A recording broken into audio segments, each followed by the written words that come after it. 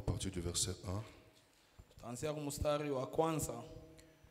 Cependant, Paul, respirant encore la menace et le meurtre contre les disciples du Seigneur, Lakini Saulo akizidi kutokeza maogopesho na kuwaza kuwaua wa mitume wa Bwana, se rendit chez le souverain sacrificateur. kaendea kwa mkoani mkubwa, Et il lui demanda des lettres pour les synagogues de Damas, afin que, s'il trouvait des partisans de la nouvelle doctrine, hommes ou femmes, il les amena liés à Jérusalem. akataka kwake barua za kwenda Damasiki kwa masinagogi, ili akiona watu ambaye wana njia, ili waume wanamke wakienda kule awaongoze. Excusez-moi, je vais juste lire en français. Ne traduisez pas pour qu'on avance quand même rapidement. Comme il était en chemin et qu'il approchait à Damas, tout à coup une lumière venant du ciel resplendit autour de lui. Il tomba par terre et il entendit une voix qui lui disait « Saul, Saul, pourquoi me persécutes-tu » Il répondit « Qui es-tu, Seigneur » Et le Seigneur dit « Je suis Jésus que tu persécutes. Il te serait dur de regimber contre les aiguillons. » Tremblant ainsi et saisi d'effroi, il dit « Seigneur, que veux-tu que je fasse »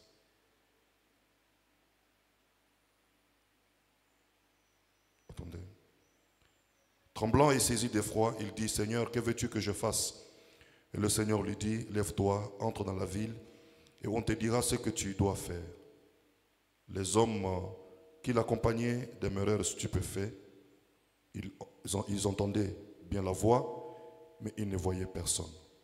Saul se releva de terre, et quoique ses yeux furent ouverts, il ne voyait rien. Et on le prit par la main, et on le conduisit à Damas. Il resta 3 jours sans voir, et ne mangea ni ne but. Or, il y avait à Damas un disciple nommé Ananias. Le Seigneur lui dit dans une vision, « Ananias » Il répondit, « Me voici, Seigneur. » Et le Seigneur lui dit, « Lève-toi, va dans la rue qu'on appelle la droite et cherche dans la maison de Judas un nommé Saul de Tarse. » Car il prie et il a vu en vision un homme du nom d'Ananias qui entrait et il lui imposait les mains afin qu'il recouvrât la vue. Ananias répondit, « Seigneur, j'ai appris de plusieurs personnes tous les maux que cet homme a fait à tes saints dans Jérusalem.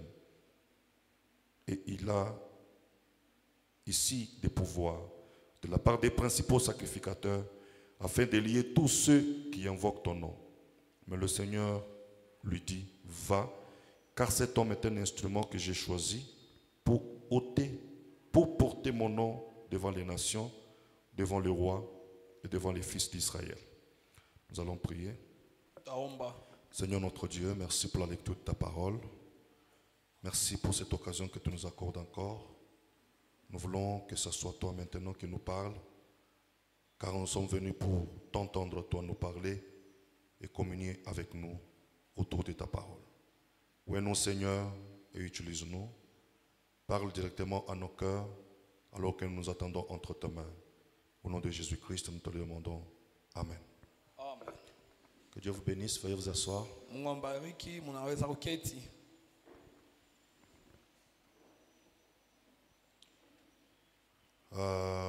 Aujourd'hui, comme dimanche, vous avez un concert. Leo sawa vile mchuma muko na concert. Ça ne sera qu'une prédication d'1 heure. Tawa mahubiri tu ya saa moja. Et je compte vraiment finir mon message aujourd'hui. Na mimi nasabilia nishe ujumbe wangu leo. Et Dieu voulant, si dimanche est à nous, on pourra terminer par un petit message d'1 heure. Kumpendeza Mungu kama mjuma ni siku yetu, tutamaliza ujumbe ya saa moja. Et c'est le même dimanche, Dieu voulant, que je vais arrêter. Ndio paka mjuma ile kumpendeza Mungu tashimamisha. Et il est très fort possible que je puisse voyager le même dimanche avec un vol du soir. Inawezekana paka ile mjuma nisafiri na ndege ya magharibi. Je crois que Dieu nous aidera pour cela. Naamini Mungu atatusaidia njoo ya ile. Je préfère vraiment le vidéo aujourd'hui. Il ne reste plus grand chose. Comme le dimanche, c'est le concert. On pourra laisser beaucoup de temps au concert. Voilà pourquoi le finaliser aujourd'hui, c'est mieux pour moi.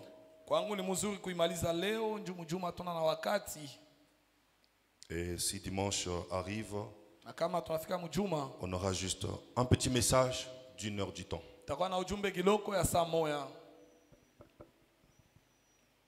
C'est ce qui a fait que pendant la semaine, je pouvais tirer un tout petit peu parce que je savais que le dimanche, je n'aurais pas le temps.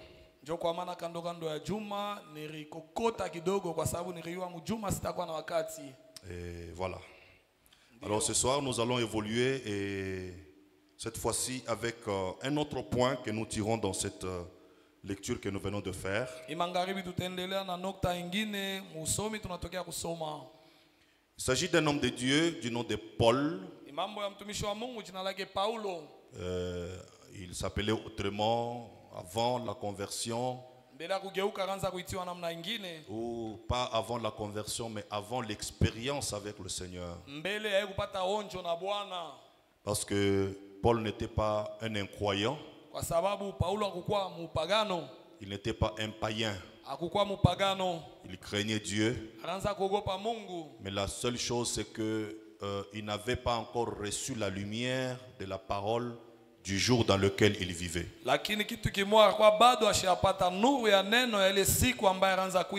C'est comme aujourd'hui nous avons la lumière du temps du soir,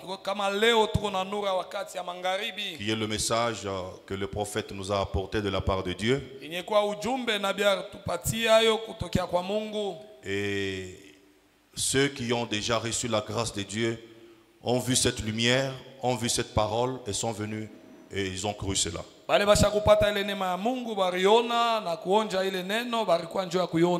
Mais il y en a de ceux qui n'ont pas encore cru ce message, qui n'ont pas encore reçu la grâce de Dieu pour voir ce message. Mais ils croient toujours le Seigneur selon une lumière d'un certain âge. Mais ils ne se sont pas encore mis à jour. Alors c'est exactement la même chose que Paul. Ceux-là qui ne croient pas le message ne sont pas des païens. Ce sont les enfants de Dieu. Parce que Dieu a ses enfants partout. Il se révèle à chacun selon la grâce qu'il a réservée pour chacun. Et ceux qui sont encore dans la dénomination, c'est selon la connaissance qu'ils ont. Et Dieu, en évoluant d'âge en âge, il vient avec un message nouveau dans chaque âge. Et ceux qui sont restés dans la parole ou la lumière de l'âge passé, ceux-là n'ont pas la grâce de participer à la bénédiction que Dieu a prévue par la parole qu'il a envoyée dans l'âge dans lequel ils vivent.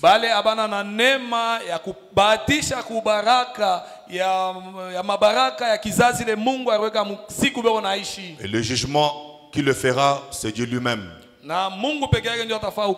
Il connaît ceux qu'il a destinés pour croire la parole de tel âge. Ce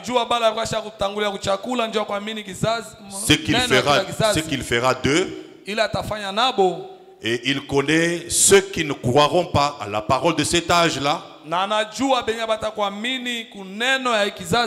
qui vont rester ceux qui ne croiront pas.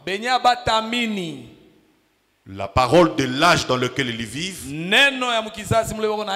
mais restent dans le reflet de la parole d'un âge passé, par manque de la révélation que Dieu a donnée dans l'âge dans lequel ils vivent. C'est Dieu qui les connaît. Et c'est Dieu qui jugera chacun selon la grâce qu'il lui a faite. Alors, regardez ici. Angalie hapa.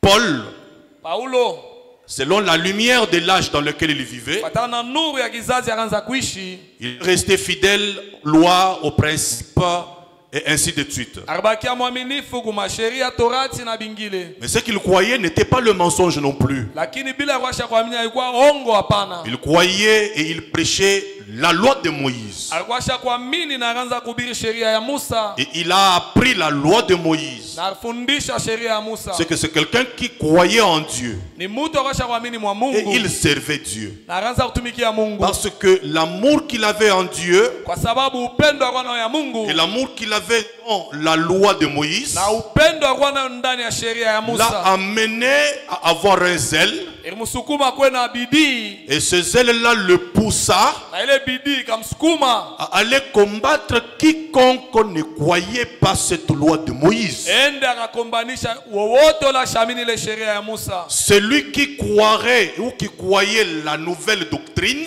Ule ariamini wala atamini mafundisho mupya. voilà pourquoi la Bible qualifie. Ndio kwa maana Biblia inasema Il dit ceux qui croient la nouvelle doctrine. benye kuamini habari mupya. Alors Jésus-Christ, quand il est venu, Yesu Kristo wakati alikuya, il est venu avec une nouvelle doctrine. alikuwa na mafundisho mupya. Et c'était la parole de ce jour-là. Ilikuwa ni neno ya ile siku. C'était une nouvelle lumière Ilikuwa ni nuru mupya au-delà de ce qui existait avant. kushindia ile yenyewe kwa mbele. En d'autres termes, Msemo mwingine, Dieu avait fait un déplacement d'un âge à un autre. Mungu aliondoka na ama kutoka mkizazi kingine kwenda mkingine. Et en allant d'un âge à un autre, Na kutoka mkizazi kwenda mkingine, quiconque appartenait à Dieu dans l'âge passé wowote akwa kwa Mungu mkizazi ya kupita et avait cru le message passé, na aliamini ujumbe ya kupita, quand le nouveau message arrivait, wakati ujumbe mpya ulifika, il devait suivre la lumière de la parole akapasha kufuata nuru ya neno telle qu'elle était présentée en ces jours-là. vile ilioneshewa mwile siku. Alors Paul Sasa Paulo n'avait pas encore reçu la grâce de pouvoir suivre ce mouvement-là. bado akwashi apata neema kufuata ile ujumbe, Il était encore dans la loi de Moïse. akwa kingari msheria ya Musa. Voilà pourquoi il persécutait quiconque croyait ce que lui ne croyait pas. Njo kwa maana akaanza kutesa wowote wala akaanza kuamini kile yashi kuamini, Parce que selon lui, kwa sababu kupitia ce yeye n'était pas la vérité. ile haikuwa ukweli, C'était contre la parole de son âge. ilipingana na neno ya siku yake, Mais il était en retard. lakini alikuwa nyuma. C'était à lui de se mettre à jour Ilikuwa ni kwake kuingia msiku et connaître que en cet âge, na kujua ya kwamba mwi il kizazi y a un nouveau message. kwa ujumbe mpya. Et le message que je crois, Ujumbe mimi naamini ça appartient à un âge passé. ya kizazi ilipita, Je devais simplement recevoir le nouveau message. napasha tu kupokea ujumbe mpya. Alors, Paul n'était pas un païen. Sasa Paulo ashukua mpagano. Paul n'était pas un pécheur. Paulo hakukuwa mtenda zambi. Paul était un homme de Dieu, un croyant, Paulo un hakuwa serviteur de Dieu, mtumishi wa Mungu mwaminifu, mais qui n'était pas à jour par rapport à la parole de son jour. lakini ashukwasha kuambatana na neno ya msiku yake. Comment les prédicateurs d'aujourd'hui, Sawa bahubiri ba leo, les dénominations de gauche et de droite, ba madhehebu kushoto na qui kuume, n'arrivent pas à voir la lumière de notre jour. abafikie mkuona nuru ya siku yetu. Pas parce qu'ils ne veulent pas, Hapana njo mais abapende, la grâce ne leur a pas été encore faite. lakini neema bado hayabafanyikia, Mais ils servent Dieu lakini wanatumikia au Mungu mieux de leur connaissance, kufatana na vile banajua, avec l'amour, na upendo, avec le zèle, na ile bidii, avec l'effort, na ile nguvu, selon la grâce que Dieu leur a donnée. kufatana na neema yenye Mungu Et amepatia. c'est Dieu qui connaît ce qu'il fera d'eux. Na ni Mungu anajua vile atafanya nabo. Je crois que c'est clair. Na wazee ya kutakata. Alors nous qui avons reçu la parole du Asi jour, tubokea neno nous ya n'allons leo. pas les condamner. Hatutaba hukumu.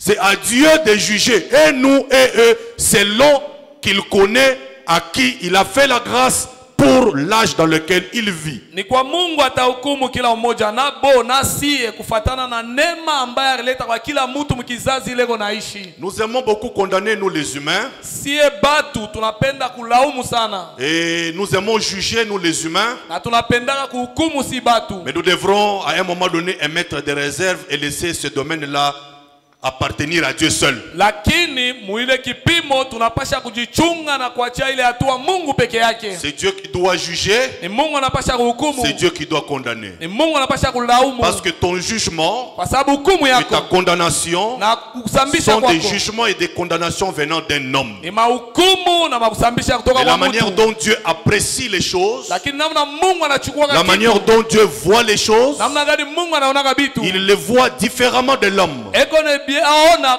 kuachana na mtu vile anaona. Voilà pourquoi l'homme restera toujours homme Kwa maana mtu atabakia paka mtu et Dieu restera Dieu. na Mungu atabakia Mungu. Maintenant regardez ce Paul, Sangalau Paulo alors qu'il était dans la mission d'aller persécuter ceux-là qui ne croyaient pas, vile alikuwa na kazi ya kwenda kuteswa, bale abakuwa naamini qui selon lui s'étaient éloignés de la loi de Moïse kufatana naye, bale balijitenga na sheria ya Musa et qui croyaient et prêchaient la nouvelle doctrine. bakawasha kuamini na kuhubiri habari mupya. Paul est allé pour les persécuter. Paulo alienda ndio kubatesa, L'intention n'était pas mauvaise. lakini ile kubateswa haikukuwa mubaya kwake yeye. Son esprit, Ile roho yake, sa pensée, wazo yake, ses sentiments, ile nia selon Dieu, kufatana yeye c'était bon. ilikuwa sawa.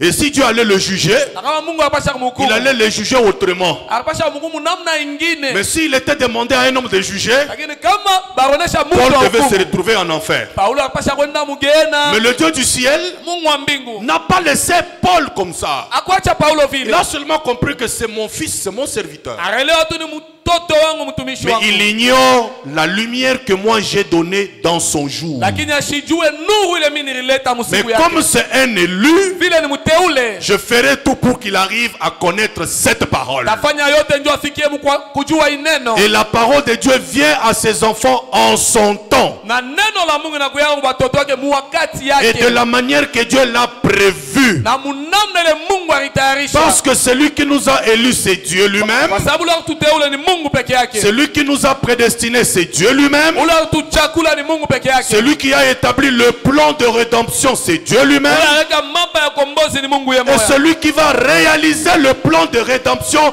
c'est Dieu lui-même. Na ula tatimize mapa ya ukombozi ni L'homme Mungu yeye n'a mwenyewe. rien à faire dans ce Mtu plan. ana kia kufanya mwile C'est mapa. un plan de Dieu Mapa ya Mungu. et Dieu l'exécutera comme il le voudra. Na Mungu ataitenda vile ataipenda. Vous n'avez pas à juger votre frère. Hauna na kuhukumu ndugu Vous yako. n'avez pas à condamner votre frère. Hawezi kuhukumu ndugu yako. Laissez le maître agir. Acha mwalimu kutenda. Laissez-le appeler qui il veut Acha yeye ite ule anapenda. et ce qu'il veut laisser. Na umwache nani anapenda kuacha. Parce que dans sa parole, il a dit, Sababu neno lake alisema. ça ne dépend pas de celui qui veut, Haina mambo yule anapenda. ni de celui qui court, Wala yule mais unakimbia. ça dépend de celui qui fait grâce. Lakini ambatana kwa yule anafanya Il neema. s'agit de moi, Ni Dieu, mambo yangu mie et de Mungu. la grâce que je fais à chacun de vous. Na neema nitafanyia kila mmoja wenu. Qu'est-ce que cela veut dire? Maana yake nini? Celui qui veut. Ule Il anapenda. ne s'agit pas de celui qui veut. Haina mambo yule anapenda. C'est-à-dire que ce n'est pas par ma volonté Maana yake haina kukupenda. que je suis sauvé. Minaokolewa. Ce n'est pas par ma volonté Haina kukupenda que wangu. je suis créé. Na umbiwa. Ce n'est pas par ma volonté Haina kupenda que je wangu. suis racheté. Minakombolewa. Donc ma volonté n'a rien à faire. Kupenda kwangu hakuna na kitu cha Ça kufanya. ne dépend pas de celui qui court. Haina mambo yule anakimbia. Courir, Kimbia. c'est un effort. Ni nguvu.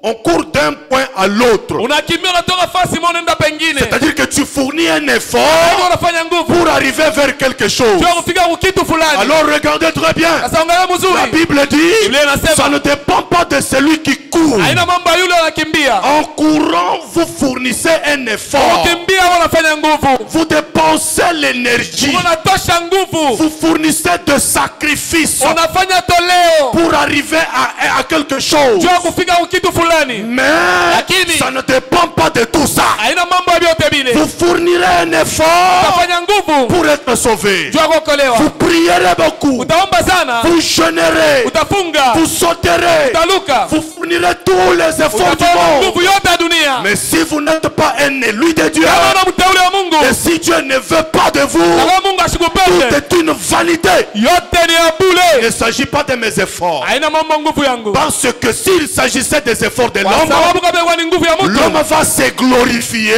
mtu atajitukuza. et dira, Atasema, c'est grâce à mes efforts. Ni kupitia nguvu yangu. S'il s'agissait de sa force, Kama ilikuwa ni nguvu yake, l'homme va se glorifier mtu atajitukuza. et il dira, Atasema, c'est grâce à ma force. Ni kupitia neema ya Mais nguvu Dieu a yangu. dit, Mungu anasema, ce n'est pas par ta force, haina nguvu yako. ce n'est pas par tes efforts, Haina manguvu ce ne yako. sont même pas par tes prières, Haina tanjua maombi mais yako. c'est par ma propre volonté, Lakini ni mapenzi yangu kinafsi. dit l'Éternel des armées. Wa milele wa majeshi C'est la anasema. grâce. Ni neema.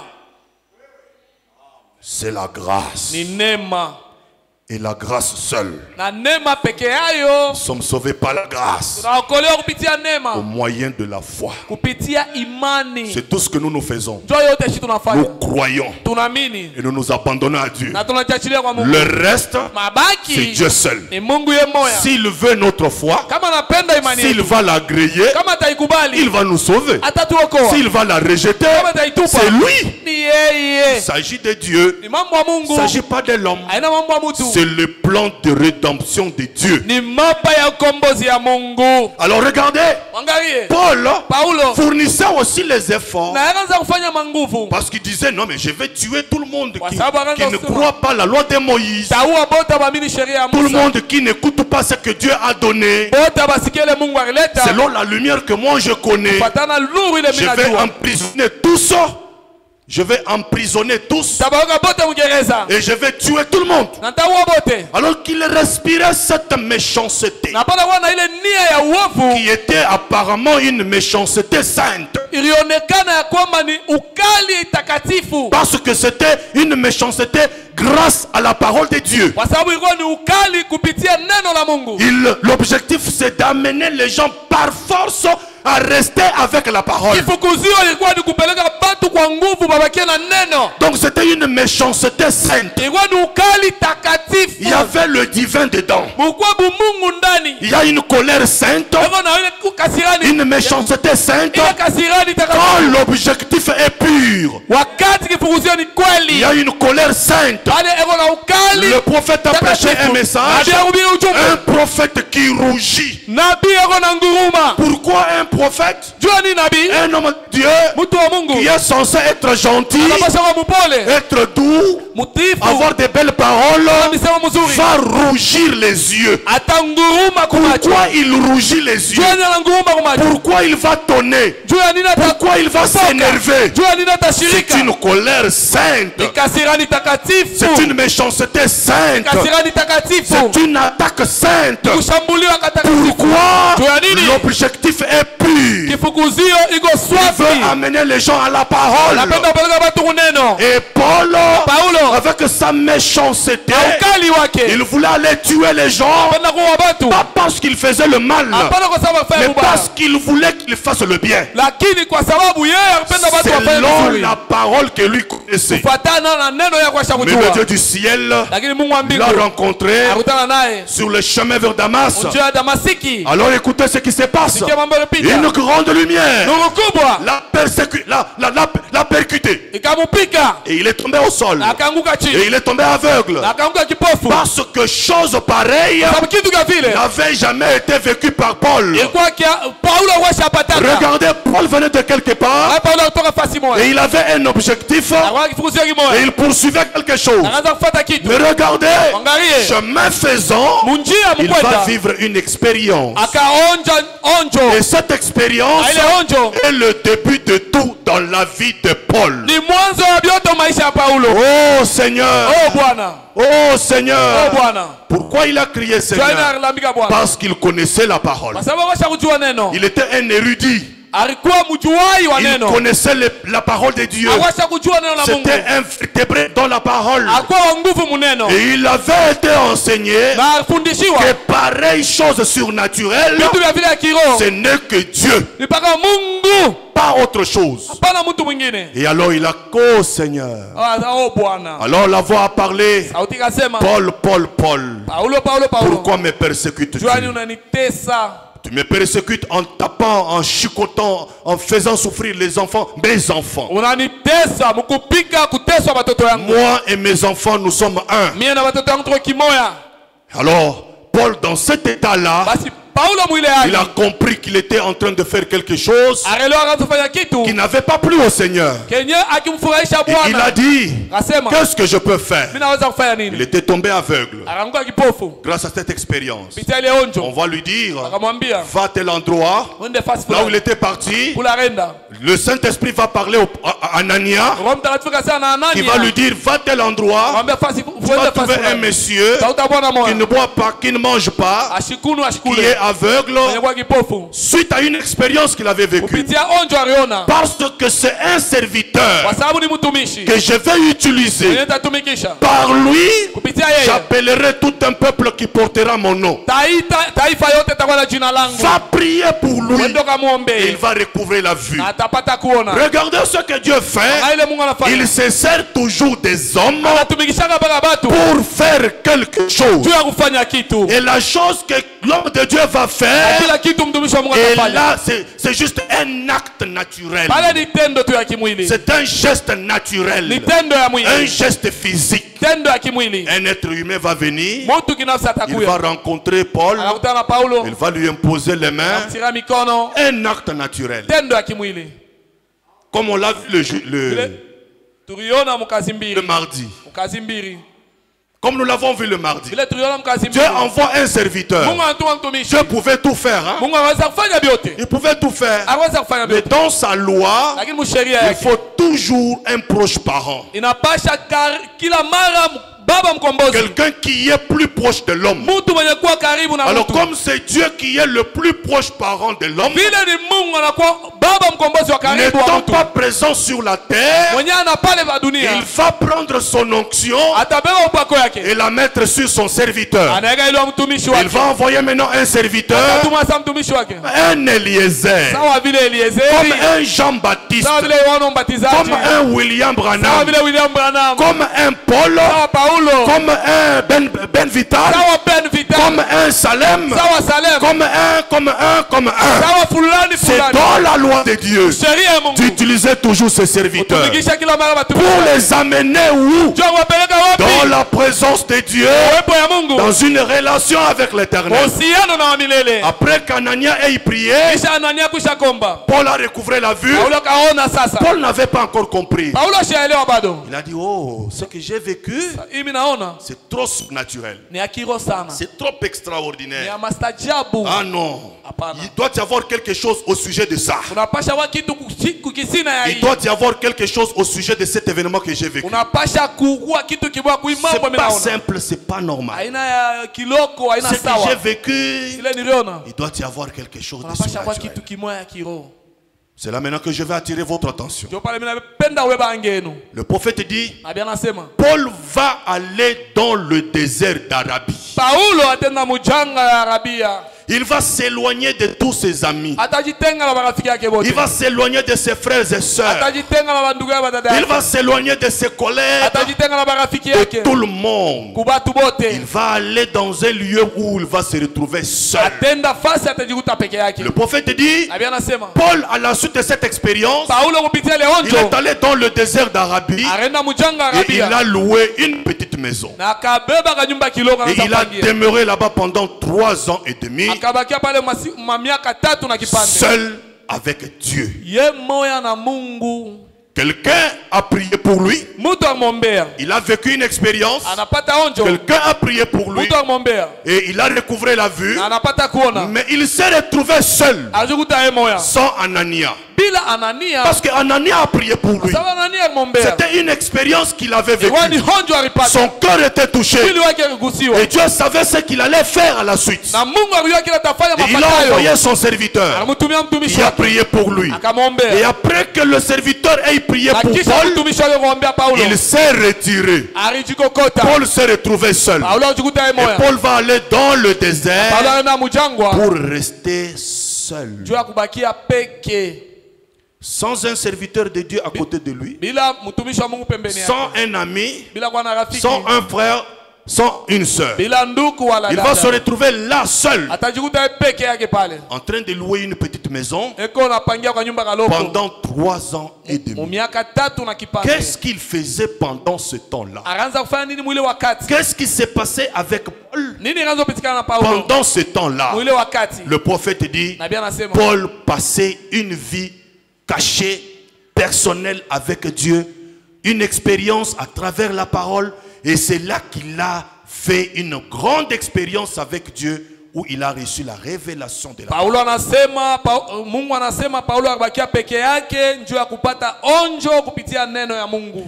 Dans le message Adoption 4e partie, Ujumbe kutiriwa sehemu ya 4 qu'il a prêché le 22 mai 1960, arubiwa le 22 mai 1960. le prophète dit, paragraphe 17, Nabii anasema nokta yake 17. il dit, de quelle façon découvrons-nous? Namna gani tunavumbula?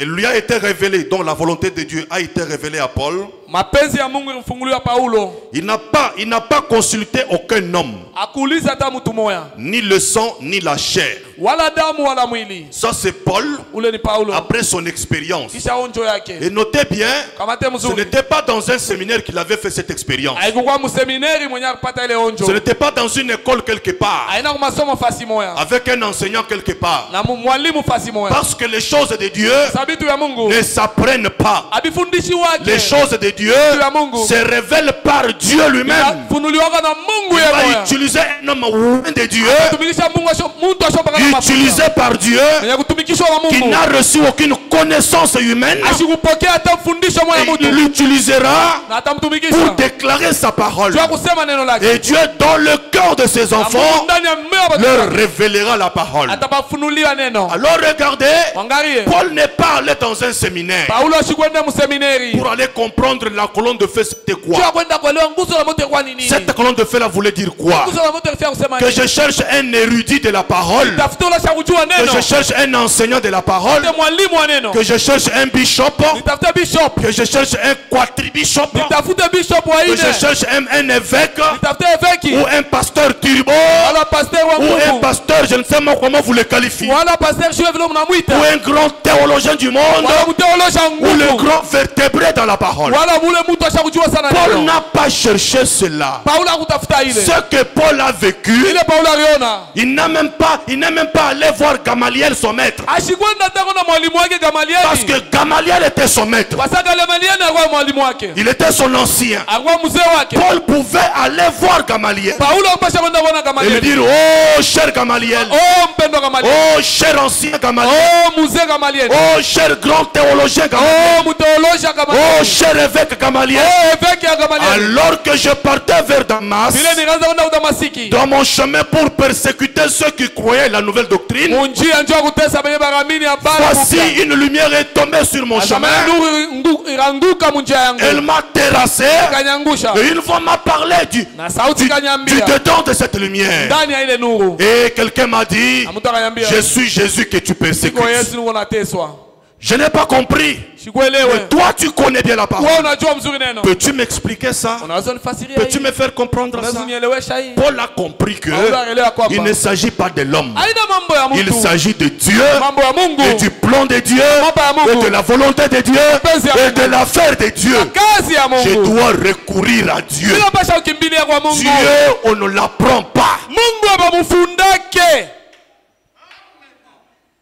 Dieu, on ne le connaît pas. Mungu abamujuake. Dieu, on ne l'apprend pas. Mungu abamufundake. Dieu, on le croit Mungu par banamwaminia. la révélation. Kupitia ufunuo. Et la révélation Ufunuo ne vient jamais de l'homme. haitokake kwa mtu La hata siku moja. révélation vient de Dieu. Ufunuo unatoka kwa Mungu. Parce que quand Jésus était sur la terre, Kwa sababu wakati Yesu hapa ce dunia n'est même pas Jésus haina hata qui Yesu. avait dit aux disciples Aliwaambia mitume qui il était. kila alikuwa. Quand Jésus était sur la Wakati terre, Yesu hapa il dunia n'a pas dit, asikuseme. eh bien vous savez, Mnajua? on avait parlé de moi. Basemanga jua. C'est moi le grand Messie. Ni mie Mesia C'est moi le grand mkubwa. créateur, Mie mumbaji mkubwa. devenu un homme. Kwa mtu. C'est moi le grand esprit, Mie roho devenu mune. chair. Mina kwa mwili. Ce travail-là. Yesu alikuwa na ile kazi. Mais il pouvait enseigner tout le monde. Aliweza kufundisha wote. Il pouvait créer des écoles. Aliweza kuumba Il pouvait convertir les synagogues aliweza kugeuza masinagogi en école de Jésus-Christ. ikuwe masomo ya Yesu Et Kristo. mettre un grand enseignant de la parole. Alipasha kuweka Et mwalimu commencer à leur enseigner. aanze kuwafundisha. Pourquoi Jésus n'a-t-il pas enseigné la parole? Juu ya nini Yesu akufundisha neno? Pourquoi Jésus n'a-t-il pas pris le temps de parler de lui-même à ses propres créatures pour se faire connaître? Yesu akuwa na wakati ya kusema juu yake moyo C'est kuviumbe parce vyake qu'on n'étudie pas Dieu. kwa sababu abafundake On Mungu. n'étudie pas Dieu. Abafundake Mungu. Dieu n'est pas une science. Mungu hana siansa. Et si on apprend quelque chose, Na kama unafunda kitu, il y a le principe de la science. kuko makanuni ya siansa. Et dans le principe de la science, Makanuni ya siansa il faut tout prouver. inapasha kuhakikisha Ce yote. que vous ne pouvez pas prouver, Ila utahakikisha vous ne pouvez pas l'accepter. hawezi Ça, kuitikia. c'est un principe de la science. Ile ni kanuni ya siansa. C'est ça. Ça, c'est un principe de la science. Ile ni kanuni ya siansa. Vous dites, Nasema Dieu existe. Mungu yuko hapo. Prouvez-nous que Dieu existe. Utuhakikishie Oh sema non, il yuko a hapo. créé le ciel et la terre. Non, les scientistes vous diront, Wakisiasa wanambia, prouvez-nous l'origine de Dieu. utuhakikishie chemchemu mwanzo ya Mungu. Et vous serez bloqué quelque part. Na utasimamishwa fasi. Et vous finirez par leur dire, Ushauri wambia, vous êtes des incrédules. muko bapagano. Pourquoi? Watu kuamini. Muko basho kuamini. Pourquoi vous les qualifiez d'incrédules? Jwani unasema ni basho kuamini. Parce qu'ils n'arrivent pas à croire. Kwa sababu afike mkuamini. À croire quoi? Kuamini nini? À croire ce que vous ne pouvez pas prouver. Kuamini kile wewe huwezi On ne kuhakikisha. peut pas prouver Dieu. Hawezi kuhakikisha On Mungu. croit Dieu. Banaminyaka. Et on laisse le travail à Dieu. Wanacheka kazi kwa Mungu.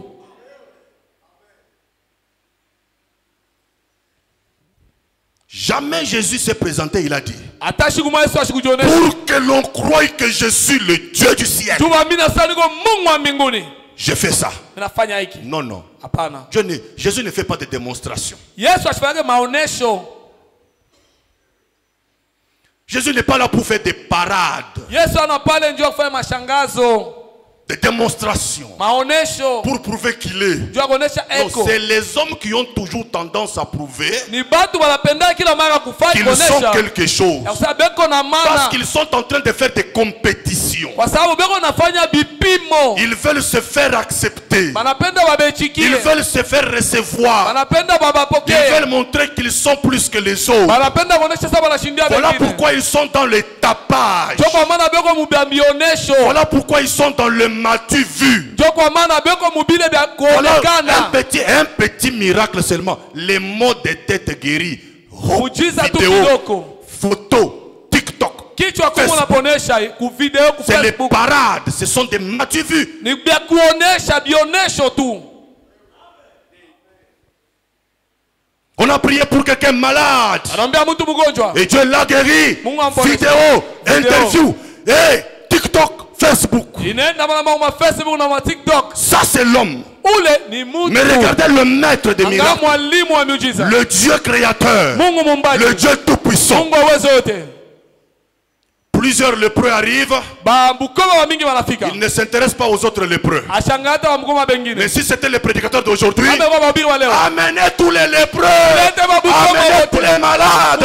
Amenez, vous allez voir la puissance de Dieu. Alete mutaona uwezo ya Mungu. Mais regardez ce Dieu-là. Angalia ule Mungu. Il a vu plusieurs lépreux. Arona ba mkoma mingi. Il a touché seulement un seul. Anagusa moya tu. Un seul. Moya tu. Il était guéri. Alipona. Et il lui a dit, Akamwambia, va, wende, ne dis à personne. ushambie mtu, Garde silence. chunga kimya, Allez, vas-y. wende. Ça, c'est le Dieu du ciel. Ule ni Mungu wa mbingu. Mais il pouvait dire, c'est moi le grand Jéhovah. Akasema ni mimi Yehova mkubwa. Amenez tous les lépreux ici. Ulete ba mkoma bote Il hapa. pouvait faire des démonstrations. Apasha fanya maonesho. Non. Il Hapana. a laissé les autres. Aracha bengine. Il a seulement soigné, pris soin d'un seul. Akawa ukingo na kutunza moya tu. Et après avoir fait le miracle, Kisha fanya miujiza. il dit, va, Sasa wende, ne dis à personne. ushambie mtu. Ça, c'est l'auteur de toute la puissance. Ule ni mwenye uwezo yote. Il se cache. Anajificha. Il s'efface. Anajitosha. Il ne veut même pas qu'on sache qu'il est quelque part. Ashipende bajua hata fasi yeko.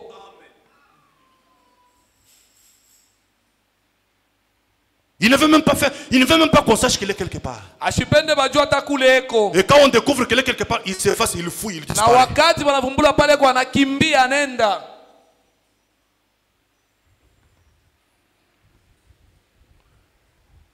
Il guérit un malade. Anaponesha mgonjwa. Il dit, va ne dire à personne. Uendo shambie mtu. Mais nous, Sie un petit miracle. kamujiza kaloko. Radio, ça vient ici. Radio inakuya Tous les hapa. journalistes de la ville. Ba ça vient ici. journaliste wote wa mtauni wanakuya hapa. Et les pasteurs commencent à parler. Pasteur anaanza kusema. Les prédicateurs commencent à parler. Mhubiri anaanza kusema. Le grand bishop commence à parler. Grand bishop anasema. Il veut montrer qu'il a Dieu. Anapenda kuonesha sasa yeye Il veut montrer que dans son église, il y a Dieu. Anapenda kuonesha sasa kanisa il y a yake Dieu. Mungu Dieu parle. Mungu Dieu anasema. parle. Mungu anasema. Nous n'avons pas un Dieu muet. Hatuna Nous avons un Dieu qui Mungu. parle. Hatuna Mungu Nous n'avons anasema. pas un Dieu mort. Nous Hatuna avons un Mungu Dieu qui agit. Upole, Mungu Mungu Vous anatenda. voulez montrer à qui? Unapenda kuonesha nani? Et vous voulez prouver à qui? Na unapenda kuhakikishia nani? Ça, c'est ce qu'on appelle... Ile banaitaka ce sont des stratégies marketing. ni manamna ya kukokota watu. Ce sont des stratégies marketing. Ni manamna ya kukokota watu. Et dans les stratégies marketing, Na manamna ya kukokota watu. scientifiquement parlant, Mukielimu on kusema. recourt à des éléments clés, des éléments attirants pour séduire et avoir beaucoup de clients. Banakimbiliaka kubitu bile bitakogota na kutongoza ba client ba mingi. Ce qui veut dire qu'on peut arriver même à donner des éléments qui ne sont pas vrais. Ile inafikia kusema unaweza kuonesha bitu bya bongo. Juste pour attirer un client. Jutu ya kokota client. Et c'est ça les églises aujourd'hui. Ndio makanisa leo. Mais regardez, c'est Jésus quand il était venu. Il était caché, il était effacé, il était simple. Mais le grand Dieu du ciel sur la terre, il n'a pas fait une grande démonstration. Et regardez très bien, il n'avait pas pris le temps d'apprendre aux gens qui il était. Il n'avait même pas pris le temps d'expliquer aux gens qui est Dieu. Il ne s'était même pas révélé lui-même. Au contraire, il a posé la question au qui dites-vous que je suis? Moi, le Fils de Dieu. Qui dites-vous que je suis? Vous mangez avec moi, vous buvez avec moi, je vous prêche la parole. Ok, on est ensemble tout le temps. Mais vous me dites, qui dites-vous que je suis? Les uns disent tu es Jérémie. Les autres disent tu es le prophète. Les autres disent tu es Élie. Oui, ça c'est les autres. Mais vous, qui dites-vous que je suis? Il a fallu un homme appelé Pierre pour dire tu es le Fils du Dieu vivant. Tu es le Christ, le Fils du Dieu vivant. Et regardez ce que Jésus va dire. Oh Pierre, ce n'est pas le sang, même pas l'eau qui t'a révélé ça. C'est mon Père dans les cieux qui te l'a révélé. Tu es Pierre. Et sur cette pierre, sur ce rocher, je bâtirai mon église. L'église est bâtie sur la révélation de qui est Dieu. La révélation de qui est Jésus-Christ. Une révélation que Dieu seul donne à ses enfants. Pas quelque chose qu'ils apprennent, mais qu'ils reçoivent de Dieu lui-même. Pas quelque chose qu'on va leur expliquer par un enseignant quelque part. Même le prédicateur ne vous révélera rien. Le prédicateur présentera la parole selon la grâce qui est sur lui. Mais la révélation de cette parole, Dieu vous la donne dans votre cœur. Voyez tout ce que je suis en train de prêcher là. Depuis le début jusqu'à aujourd'hui. Je parle, je touche ici, je touche là-bas, je touche ici. Ça, ce n'est pas la parole, ce n'est pas la révélation. C'est pas moi qui vous donne la révélation. Haina mimi nimepatia ufunuo. Moi, je vous donne ce que je connais de la parole. Mimi nimepatia ile mimi najua En kuneno. méditant, en m'attendant à Dieu, en fouillant les Écritures. Ujichunga na kutafuta Et maandiko. selon l'inspiration reçue, Na upako je vous nilipata. présente la parole. Mimi nimeonyesha neno. Mais cette parole, Lakini neno. derrière cette parole, Nyuma ile neno. il y a un esprit. Kuko roho moya. Et cet esprit-là, c'est lui qui communique avec vos cœurs Niyoko na ongea na mioyo. pour vous révéler la chose. Jua kumifunulia kitu. Et cela vient de Dieu le Ile Père. natoka Mungu Baba. Ce n'est pas l'eau, Haina ce n'est mai. pas le sang, Haina damu. ce n'est pas la chair, Haina mwili. ce n'est pas un être humain. Haina Il mtu. va vous le révéler. Tafunulia yo. C'est Dieu lui-même. Ni Mungu ya moya. Et c'est ce que Paul a fait. Yule Paulo alifanya. Il a dit Gamaliel. Sakamalie ni. Non, ce n'est pas l'affaire de Gamaliel. Hapana, ina mambo kama Théologien. teolojia. Ce n'est pas l'affaire de Haina théologien. mambo ya teolojia. Et bishop. Oh Ce n'est bishop. pas l'affaire des bishops. Haina mambo ya bishop. Oh ancien. Oh, Ce n'est mzee. pas l'affaire des Haina anciens. mambo ya bazee. C'est l'affaire de Dieu et moi. Mambo ya Mungu na Qu'est-ce qu'il a fait? Afanya nini? Il est allé dans le désert Akaenda mujangwa. où il est resté seul Bala bakia peke pendant yake. 3 ans et demi Katatu la en train de kipande. prier, Eko en naomba. train de méditer. Eko nafikiri. Le prophète dit, Nabii anasema. cela lui a été révélé par Jésus-Christ Ile bakumfunulia kwa Yesu qu'il Kristo. a rencontré sur le chemin de Damas Mwenye akutana naye munjia ya Damasiki. dans une lumière semblable à une colonne de feu. Munuru ya kufana nguzo la moto. Et elle l'a appelé. Na ikamwita. Et il est parti pour l'Arabie. Na akaenda kwa Arabi. Et il est resté là pendant 3 ans. Na akabakia pale miaka 3. Oh, vous pouvez vous imaginer Oh, mnaweza kuwazia. les moments glorieux. Wakati ya utukufu. N'est-ce pas? Haina vile. Frère Rigen, Ndugu Riken. pendant 3 ans, Miaka 3. Paul est resté là-bas en Paulo Arabie. akabakia Mwarabia. Il s'est loué une petite maison quelque part. Amebeba kanyumba kaloko anaanza kupangia. Pourquoi? Juu ya nini? Parce qu'il voulait passer le temps seul avec Dieu. Sababu anapenda kupitisha wakati peke yake na Loin de Mungu. tous les bruits. Mbali ya makelele yote. Loin de tous les hommes. Mbali ya watu wote. Vivre une expérience personnelle avec Dieu. Sionjo peke na Mungu. Dans le désert. Jangwa. Dans une cabane. Mukanyumba Et kaloko. c'est en ce moment-là, Na mwile wakati. quand vous êtes loin des hommes, Wakati mbali na watu. loin de tous les bruits, Mbali ya makelele loin yote. de toute autre chose, Mbali vitu vyote. et vous êtes seul avec Dieu, Peke yako na et Mungu. que Dieu se révèle à vous, Na Mungu anajifunua et que kwako. vous vivez l'expérience Na avec uko le naishi Seigneur. onjo na Bwana. Comme Rebecca et Isaac, Kama Rebeka na Isaka. derrière le voile. Nyuma ya panzia. Ainsi tu seras toi aussi, Na wewe pia utakuwa. derrière le voile, Nyuma ya panzia. avec le Seigneur Na lui-même. Bwana yeye mmoja.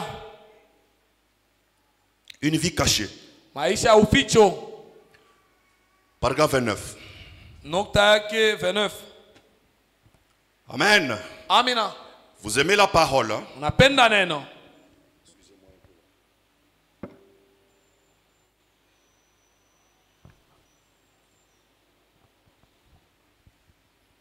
La raison, frère, la raison pour laquelle nous retardons l'adoption de Dieu, Sheria ambayo tuko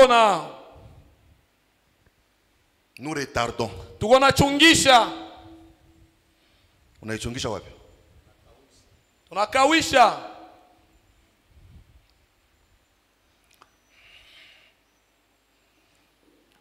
Ni sawa tu. La raison pour laquelle nous retardons l'adoption de Dieu, Sheria ambayo tunakawisha kutiriwa kwa Mungu c'est à cause de notre vie qui est tout autre. ni kupitia maisha yetu ko ingine. Des disputes et des querelles les uns avec les autres. Kukosana makosano pamoja na bengine. Les querelles. Makelele.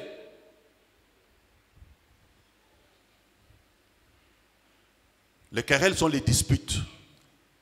Kelele ni kukosana. Kelele, même quand je fais ça, c'est les kelele. Papa, c'est les kelele.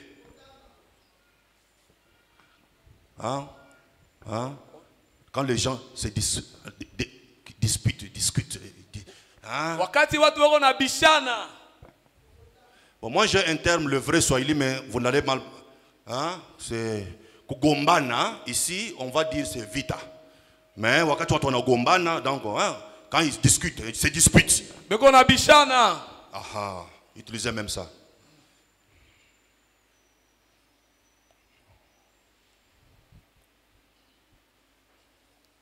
Les disputes Kubishana. et les querelles Na kukosana.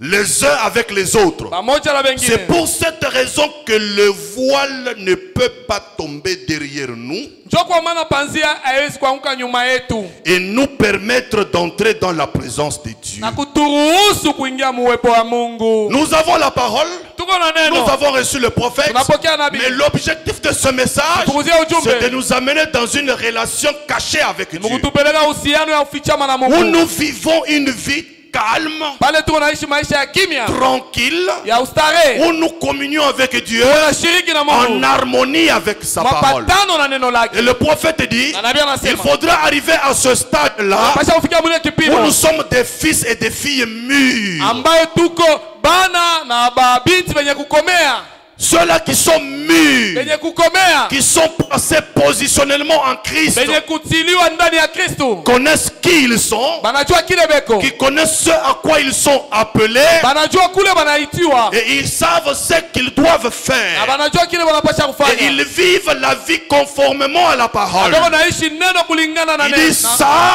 il faut être une fille, un fils de Dieu Juu ya kuishi qui ile, connaît un certain état de maturité. inapasha kuwa mwana binti wa Mungu mwenyewe asha kukomola mkipimo fulani. Maintenant il dit quand les disputes et les querelles Sa wakati mabishano na et kosana les choses terre à terre na vitu vya chini chini nous lient encore, vinatukamata ça tena, nous éloigne davantage de Dieu kutenga mbali na et Mungu de cet état-là qui peut nous amener dans cette vie cachée avec na le Seigneur. inatutenga kuile hali inapasha tupeleka maisha ya kufichwa na Mungu. Il dit, le prophète dit, Nabii anasema l'église doit arriver à ce stade-là. kanisa inapasha kufika mwile Le kipimo, croyant doit arriver à ce stade-là waaminifu wanapasha kufika mwile kipimo où tous les bruits derrière se taisent, ambayo kelele yote nyuma inakuwa kimya, où rien d'autre ne peut le retenir, hakuna kitu kingine où il kinamshamamisha, n'écoute plus ce que les gens disent, bala shikilia vile watu wanasema, où il ne voit plus ce que les gens font. bala shona vile watu wanafanya. Ses yeux sont internes, Macho yake yanakuwa ya ndani, ses oreilles sont internes, sikio yake yanakuwa ya ndani, pour voir Jua kuona. ce que celui qui lui dit de faire quelque chose lui dit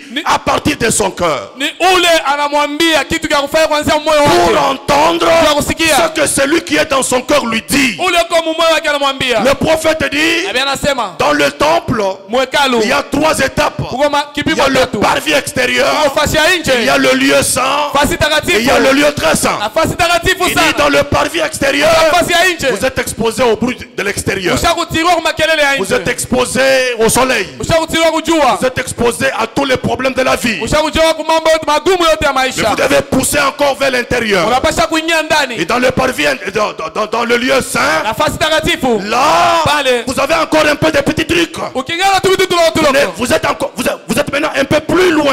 ukingali mbali Vous kidogo, avez poussé un tout petit peu en avant. unachofa kumbele Mais vous kidogo, pouvez écouter à la parole. unaweza kusikia neno, Vous pouvez écouter ce que le sacrificateur vous dit. unasikia ile mkoani wanakwambia, Vous pouvez entendre unaweza kusikia ce que la parole de Dieu dit. ile neno la Mungu Vous pouvez nasema, encore vous débrouiller. unaweza kufanya nguvu Et tena jusqu'en ce moment-là, mpaka ile vous fasi n'êtes pas encore entré en contact avec le Saint lui-même. au yaingia mapatano na Pour Mungu, entrer en contact avec Dieu, ingia mapatano na il faut Mungu, entrer dans le lieu très saint. napasha kuingia fasi takatifu Et ce sana, lieu très saint-là, takatifu sana, c'est là où il y a la gloire de Shekinah. kwa pale pale utukufu ya C'est Shekina, là où il y a la grande nuée de gloire. pale pale wingo mnene ya C'est là où il y utukufu, a la présence de Dieu. pale pale uwepo ya Mungu. Et là, Pale vous ne parlez à personne. auseme na mtu Et personne ne vous parle. na mtu aseme na wewe, Là, vous êtes seul pale uko peke yake, avec la gloire de Dieu. utukufu ya Mungu. Là, Pale le sacrificateur ne vous parle plus. koani asiseme na wewe Le tena, sacrificateur vous parle koani unasema na dans wewe le lieu saint ufasi ici, takatifu ou hapa, même dans le parvis wala extérieur. fasi ya nje. Là, Pale c'est l'être ni humain. mtu wa kimwili, Il peut encore vous parler. anaweza kusema na Il wewe, peut encore être avec vous. anaweza kusemela na Mais wewe. quand vous devez entendre Dieu,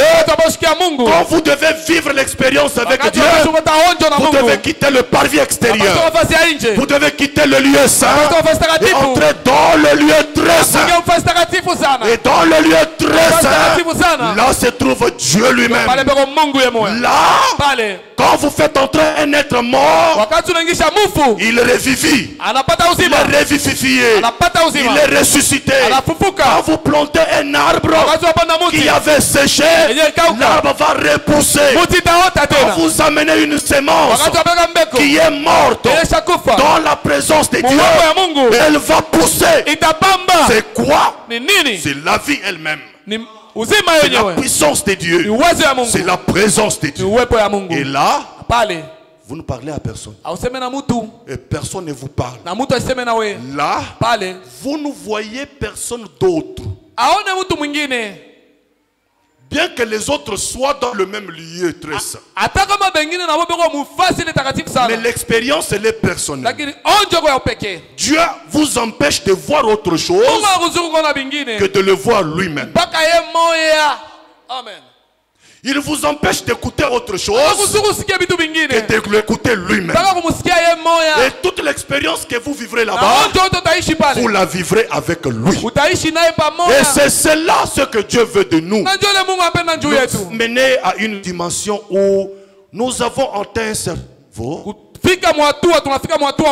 et que nous menons une vie proche de Dieu, où rien ne peut nous ébranler, où rien ne peut nous secouer, où on n'a plus peur de quoi que ce soit, où on n'a plus besoin de l'intervention d'un homme, parce que nous avons maintenant Dieu et c'est Dieu qui nous conduit. Paul a passé 3 ans et demi dans le désert. William Branham est allé dans les lieux saints. Il s'est éloigné plusieurs fois dans les lieux cachés. Il dit dans la Bible, les hommes de Dieu se sont souvent éloignés de tous les autres pour mener cette expérience avec Dieu. Il dit l'église a une mission, c'est d'arriver dans ce lieu-là où elle fait une expérience avec Dieu. Là où elle n'a plus le temps de se quereller. Là où elle n'a plus le temps de se disputer. Là où elle n'a plus le temps d'écouter les histoires des gens. Là où on n'a plus le temps d'écouter les histoires. Tel frère, telle soeur, telle soeur a fait, tel frère a fait. Bon, vous voyez, dans l'église là, vous voyez, ça ce sont des bêtises sataniques. Ce sont des habitudes des gens qui sont encore dans les parvis extérieurs, qui sont encore influencés, chauffés par le soleil de l'extérieur. Et ça les crée des démangeaisons et ils créent des problèmes dans les croyants. Et étant au parvis extérieur, quand on est fatigué, on peut même quitter et aller ailleurs parce qu'on n'a pas encore rencontré la chose. Quand on est au parvis extérieur, on veut être encouragé avec la parole, on veut être exhorté. Oh frère, il faut aimer la parole. Nos frères viennent tous les jours. Nous avons culte le mardi, nous avons culte le jeudi. Pourquoi toi tu ne viens pas? Non frère, il faut aimer Dieu, chercher Dieu quand tu n'as pas encore de problèmes. Ça c'est quelqu'un qui est encore dans le parvis extérieur. Celui-là, l'autre, celui qui vient en retard, il parle avec lui. Il parle aux gens à l'extérieur. Il n'est pas intéressé aux choses de Dieu. Un petit problème, il dramatise. Un petit problème, il raconte partout. Dans le quartier, dans les maisons des gens. Voilà les croyants d'aujourd'hui. Les croyants non convertis. Ils sont encore dans le parvis extérieur. Et ils sont là seulement à critiquer les autres. Oh, vous voyez ce prédicateur-là. Oh, vous voyez ce frère-là. Oh, vous voyez cette sœur-là. Des critiques, des commérages, des comportements diaboliques, sataniques, infernales. Vous savez, on parle de quelqu'un quand on a le temps libre.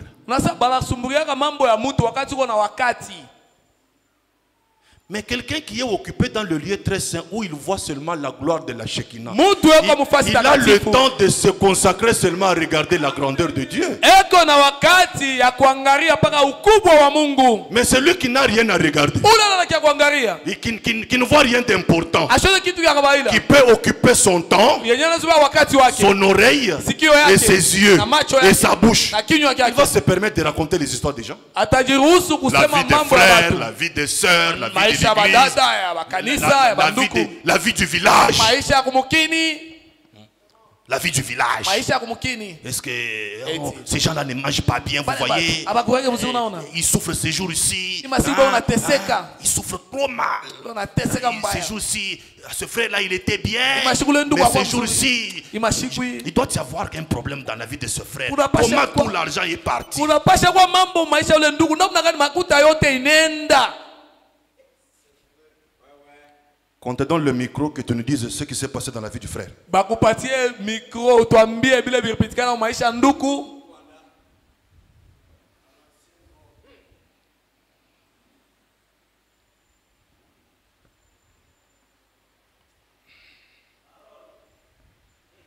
Oh non, vous voyez cette sœur-là, le dans dada. son mariage-là, vous voyez, Mundoa yake, et ce unaona. frère-là, vous voyez, Ule ndugu et vous munaona. voyez. Munaona. Ah, vraiment, vous avez vraiment le temps pour ça? Uko na wakati njoo ya ile. Voilà les gens qui sont encore dans les parvis extérieurs. Njoo batu bale bakingari nje. Les gens qui ne sont pas encore entrés dans le lieu où ils ne peuvent vivre qu'avec Dieu seul. Batu abayaingia mufasi mule banaweza kuisha na Mungu ye moya. Ils n'ont pas le temps de parler des autres. Abana na wakati ya kuongea na Ils n'ont même bengine. pas le temps de s'intéresser aux autres. Abana ta wakati ya kushughulikia bengine. Le temps qu'ils perdent là, Wakati ile wanapotesha. ils peuvent aller travailler. Wanaweza kwenda Ils kutumika. peuvent aller trouver l'argent. Wanaweza kutafuta Se makuta. battre. Voyez, Kukombana. quelqu'un qui a les oreilles pour écouter les histoires Mtu kuna masikio ndio ushikia bitu. n'a pas encore laissé ses oreilles être circoncis. Ashia acha masikio yake baitairi. Celui qui a la bouche Ule una kinywa. pour parler des autres Jua kusema juu ya n'a bengine. pas encore laissé ses lèvres être circoncises. Ashia acha milomo yake itairiwe. Celui qui a les yeux Ule una macho. pour ne voir que les choses dans la vie des autres Jua kuna paka bitu n'a maisha pas ya laissé bengine. ses yeux circoncis. Ashia kwa na tairi kumacho yake.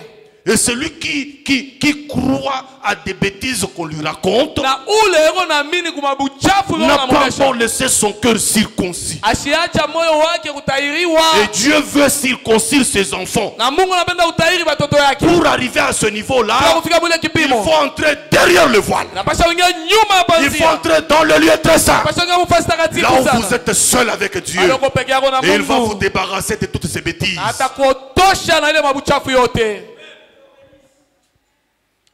C'est quand vous entrerez dans la présence de Ni Dieu, wakati utaingia muwepo ya Mungu. derrière le voile, Nyuma ya que panzia. vous allez comprendre que Utaelewa kwamba même Eliezer, je ne m'intéresse même pas à lui. hata Eliezeri shangaga hata mambo yake. Rebecca, quand elle était avec Isaac dans le lieu saint, Rebeka wakati alikuwa na Isaka mufasi takatifu. derrière le voile, Nyuma ya panzia. elle n'a pas pensé à Eliezer. Ashikuwaza hata njoo ya Elle Eliezeri. n'a pas parlé d'Eliezer. Ashikusema njoo ya Elle Eliezeri. n'a même pas écouté les histoires qui étaient en dehors du voile. Ashikushikia hata bitu bilikuwa nje Isaac ya était panzia. tellement merveilleux pour lui Isaki alikuwa wa damani sana juu yake. qu'il était tellement précieux pour Alikuwa wa elle damani sana juu yake. que rien ne pouvait avoir le temps d'être raconté à la place d'Isaac. Hakukuwa na kitu cha kuhadisia kingine pafasi ya Isaka. Et quand vous avez le temps de parler des gens, Na wakati kuna wakati ya kuongea njoo ya de bengine. critiquer les gens, Kushimanga batu. de raconter les histoires des gens, Kuonesha mambo ya batu. d'écouter des bêtises, Kusikia mabuchafu. alors vous êtes en train de vous retrouver dans une situation Pale unajikuta namna où vous vous éloignez du voile. uko unajitenga na Vous panzia. devriez normalement vous éloigner des disputes, Ukweli unapasha kujitenga na ile des mabishano, querelles, makosano pour arriver à entrer dans le lieu saint. juu ya kufikia kuingia mfasi takatifu Loin sana. des critiques, Mbari ya mashimango, loin des disputes, mbari ya kosana, loin des problèmes. mbari na Les mamambo. enfants de Dieu ne sont pas problématiques. Batoto ya Mungu abagabeba mamambo. Ne soyez pas un frère problématique. Ushukwe nduku wa mambo. Ne soyez pas une sœur problématique. Ushukwe dada mambo. Ne soyez pas une cause de quelque chose dans la vie de quelqu'un. Ushukwe kisina ya kitu fulani mu maisha ya mtu. Quelqu'un n'arrive pas à dire Mtu ashifikia kusema ce qui m'est arrivé ici, c'est à cause de telle sœur, nijua dada c'est à fulani, cause de tel frère. nijua ndugu Vous fulani. devenez une pierre d'achoppement Unakuwa ribu ya kikwalisho dans la vie d'un frère, mu maisha ya ndugu, dans la vie d'une sœur. maisha ya dada. Alors pourquoi deviendrais-tu une pierre d'achoppement? Juu ya nini utakuya kikwalisho? Et cette église est derrière le voile. Ile kanisa nyuma pazia. Cette épouse est derrière le voile. Ule bibi harusi nyuma Elle a pazia. le temps de passer avec la parole, Na wakati ya kuchana neno. avec l'époux. Na bwana harusi. Elle n'a le temps des autres choses de terre à Ina terre. wakati ya vitu vingine vya chini chini. La foi transmise une fois pour toutes. Imani ililetewa mara moja tu. Prêché le 1er mai 1955 soir. Inahubiriwa le 1er mai 1955 magharibi. Le prophète dit ceci. Nabii anasema hivi. Au paragraphe 8, Nukta yake ya 8. je lis en descendant. Mimi nasoma mkushuka.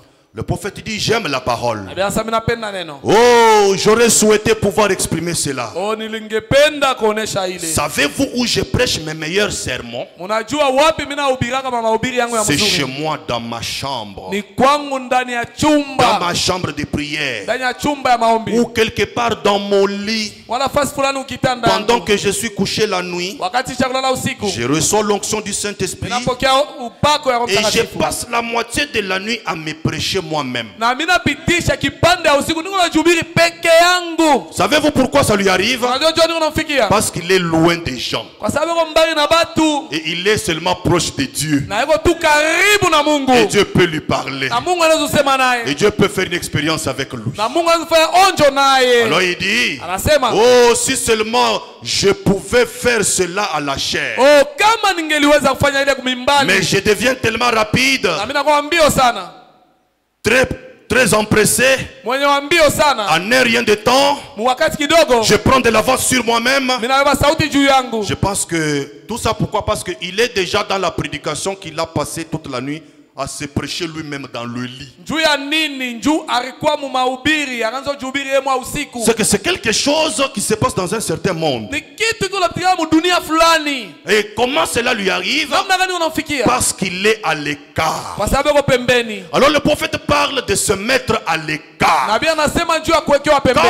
Quand un chrétien a un temps de s'éclipser un petit peu, Wakati Mkristo yuko na wakati wa kujikokota kiloko. s'éloigner de son mari, Kujitenga na bwana yake. s'éloigner de sa femme, Kujitenga na bibi yake. s'éloigner de ses parents, Kujitenga na wazazi yake. s'éloigner de ses enfants, Kujitenga na watoto de yake. ses amis et ses Na connaissances, marafiki na makujulikana avoir yake. un petit temps quelque Bwana part wakati kiloko fasi où moya. on pense à Dieu, Unawaza juu ya on Mungu. pense à la parole, Unawaza juu ya où neno. on parle à Dieu, Nasema na où Mungu. on médite sur Dieu Pale unafikiri juu et ya Mungu. sur la vie. Na yule wa C'est maisha. en ce moment-là Ni mwile wakati.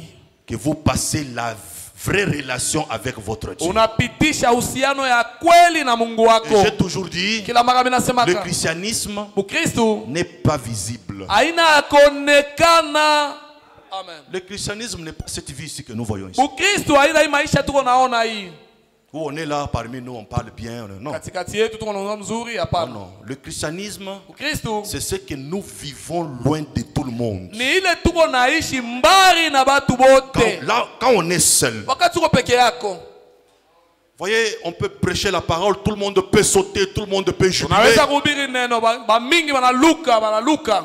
Maintenant, prenez la même prédication là. Kama mahubiri moya moya ile. Jouez-la dans votre chambre où vous êtes seul. Uyeke sasa mchumba yako peke yako. Voyons si vous allez encore sauter comme vous sautiez en Tone public. kama utaluka vile unaanza mubatu. Et dites-moi si vous vivrez la même chose dans votre cœur pendant que vous suivez la prédication seul. Na unyambie kama uko naona mumoyo wako kitu kimoja Si vous allez vivre la même chose comme vous la viviez dans l'église. kama utafanya tena namna moyo moyo vile ulifanya mukanisa. Certaines choses ne sont que des apparences. Vitu vingine vinakuwa ni maonekanisho tu. Ce sont simplement des apparences. Ni kuonekana tu. Mais la vie chrétienne n'est pas apparente. Maisha ya Mkristo ina ya kuonekana. La vie chrétienne, c'est une vie cachée. Maisha ya Mkristo ni Et maisha ya on ne la kuficha. voit que par des œuvres. Na tuko naona kupitia tu Mais la matendo. vie en soi, Maisha nayo c'est la personne de Christ dans l'homme ni mtu Kristo ndani ya mtu. par le moyen de la parole Kupitia neno et le Saint-Esprit na Roho Mtakatifu. qui fait vivre la personne une autre forme de vie. Eko nafanya mtu aishe maisha ya namna ingine. Et ce ne sont pas des œuvres que nous va manifester Na ina pour se matendo. faire voir. Yenye tutafanya juu ya Il y a kujionesha. certaines choses Kwa vitu que vingine. nous faisons juste pour qu'on se fasse voir. Tuko nafanya njuu tu tujioneshe.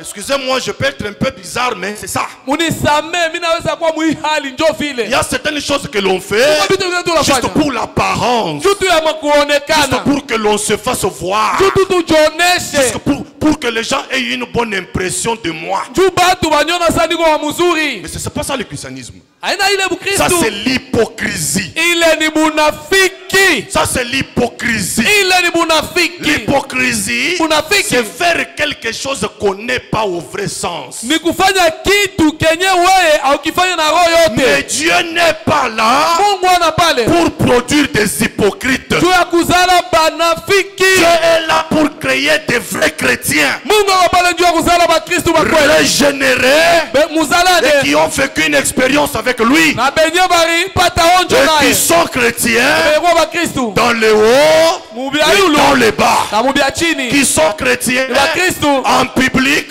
mubatu mingi même en privé. hata mupeke. Ils sont chrétiens Be bakristo quand il pleut wakati kuna vula napika et quand il fait chaud. na wakati jua iko Ils hapo. sont chrétiens Be bakristo dans la pauvreté maskini et dans l'abondance. na mutajiri. Ils sont chrétiens Bakristo partout où ils sont. fasi yote beko. C'est ça le type de chrétien que la parole est en train de produire. Njo aina ya Bukristo ile neno Et konazala. c'est à cela que la parole veut nous amener. Na ni kuile neno napenda À kutupeleka. cette relation, cette expérience qui va faire de nous les chrétiens de cette sorte. Ile uhusiano na honjo tetufanya shie bakristo ba mwile hali. Pas des choses que l'on fait pour être vus. Hapana bitu tu unafanya juu tuonekane.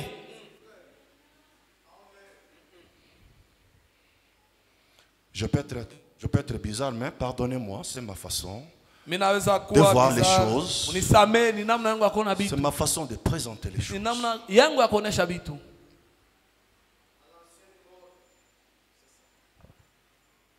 Nous faisons les choses pour que qui nous voie. Tunafaa bitu juu nani atone? Pour plaire à qui? Juu afurahisha nani? Pour avoir l'approbation de qui? Juu ya kutapiwa na nani? Pour être félicité par qui? Juu ya kutapiwa na nani? Pour plaire à qui? Juu ya kufurahisha nani? Et celui à qui vous voulez plaire, c'est celui qui vous a sauvé? Na ule unapenda kufurahisha ndio ule alikokoa. C'est celui votre Dieu? Ndio Mungu wako ule. Non, Hapana. c'est pas ça la chose. Haina ile kitu. N'aimez-vous pas vous retrouver seul avec le Seigneur? Amupende ujikuta peke yako na Bwana. Oh là là, juste être seul. Ola na kuwa tu peke. Des fois, Mara ingine. nous chantions un petit cantique. Tuanza kuimba mwimbo mwa kidogo. Des fois, tout seul avec Christ. Mara ingine napenda kuwa na Kristo peke yangu. Mon Seigneur. Bwana wangu. Avez-vous déjà entendu cela? Ushakusikia ile? Je peux lui dire tous mes problèmes tout seul. Naweza kumwambia mambo yangu peke yangu. Et c'est de cette manière qu'il veut vous Na avoir. ni mwile namna napenda kukupata. Seul avec lui. Peke naye. Oh, moi ici je souffre. Mimi ndio Oh, nateseka. moi ici, la condition de vie est difficile. Mie huyu hali inakuwa ya ovyo. Tous tes problèmes, les frères Matembele, les Mambo frères yako Ngaingai, yote. tout le monde connaît. Mambo yako yote bandugu matembele bandugu Toute menga ta vie wanajua. est sur la télévision. Maisha yako yote iko wazi. Toute ta vie, Maisha yako yote. tes mouvements, Kutembea kwako. même ta vie privée là qui était censée être vie privée là, Hata maisha yako yanapaswa kuwa ya upekee il ile. est dans la toile, dans le Facebook, dans le TikTok, Iko ma dans le WhatsApp, Facebook, ma WhatsApp, dans le Matembele app. ma matembele app. Et voilà. Ndio ile. Vous n'avez plus le sens de ce qu'on appelle privacy, donc la vie privée. Amuna na ile nia ile maisha ya upekee. Hamuna tena na maana. Maana. Hamjui tena maana ya maisha ya upekee ambao inakuhusu peke yako. Unajua kwamba hii jambo inaniangalia mimi peke yangu. Hii ni maisha yangu mwenyewe ambao haihusu mtu mwingine. Kwa nini kila mara, kila muda, kila kitu kwenye mtandao? Kitu kidogo kwenye mtandao. Yaani maisha ambao unastahili uishi kwa ajili yako mwenyewe, unaanza kuishi maisha kwa ajili ya watu wengine. Amen. Wajue na waone kila kitu unachofanya maishani mwako. Sasa swali ni kwamba unachofanya kusudi upendeze nani? Ni kwa sababu gani? Ndio maana watu wengi wana vita nyingi katika maisha yao. Amen. Kila kitu ya maisha yao imekuwa hewani. Inakuwa mtandaoni. Na shetani ambao angejua mahali yako wala maisha yako, wewe mwenyewe unamjulisha maisha yako mwenyewe. Amen.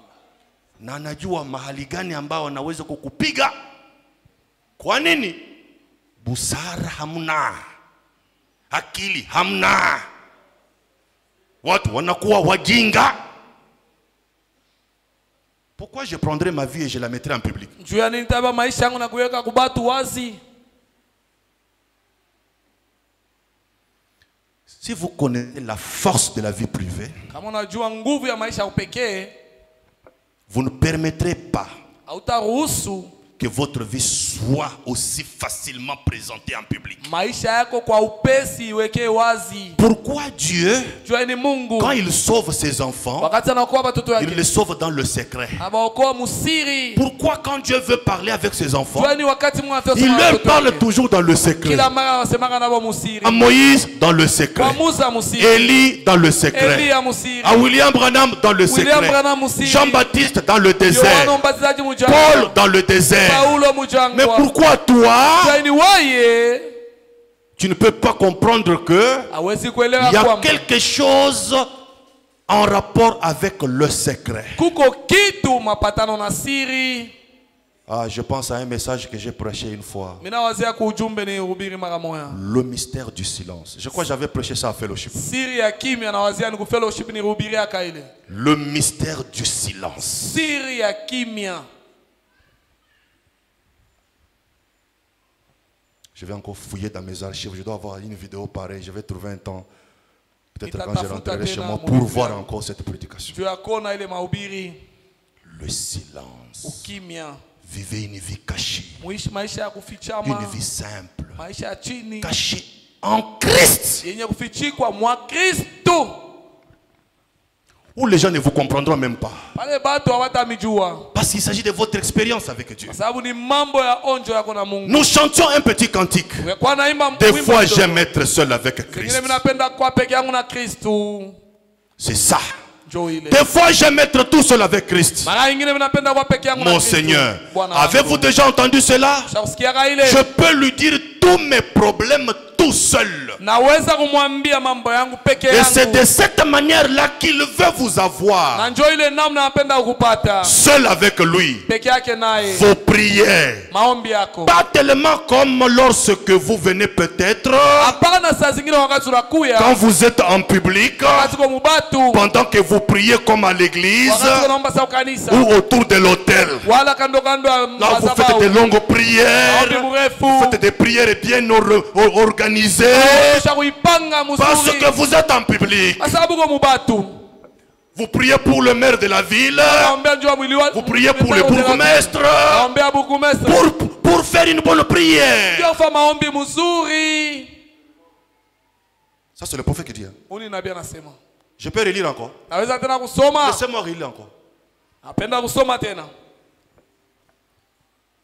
Je veux lui dire tous mes problèmes tout seul. Mitamwambia mambo yangu yote C'est de peke yangu. cette manière-là qu'il veut vous avoir. Ni mwile namna napenda Seul ukupata. avec lui. Peke yake naye. Vos prières. Maombi yenu. Pas tellement comme lorsque vous venez peut-être. Hapana saa zingine wakati unakuyaka. Quand vous êtes en public. Wakati kwa mubatu. Pendant que vous priez. Wakati kwa naomba. Comme à l'église. Sawa ukanisa. Ou autour de l'autel. Wala kando kando ya misabau. Soyez seul. Kwe peke. Vous ferez une prière différente Utafa maombi ya kuachana. en étant seul Kwa peke yako. qu'en étant en public. Kuliko kwa mubatu.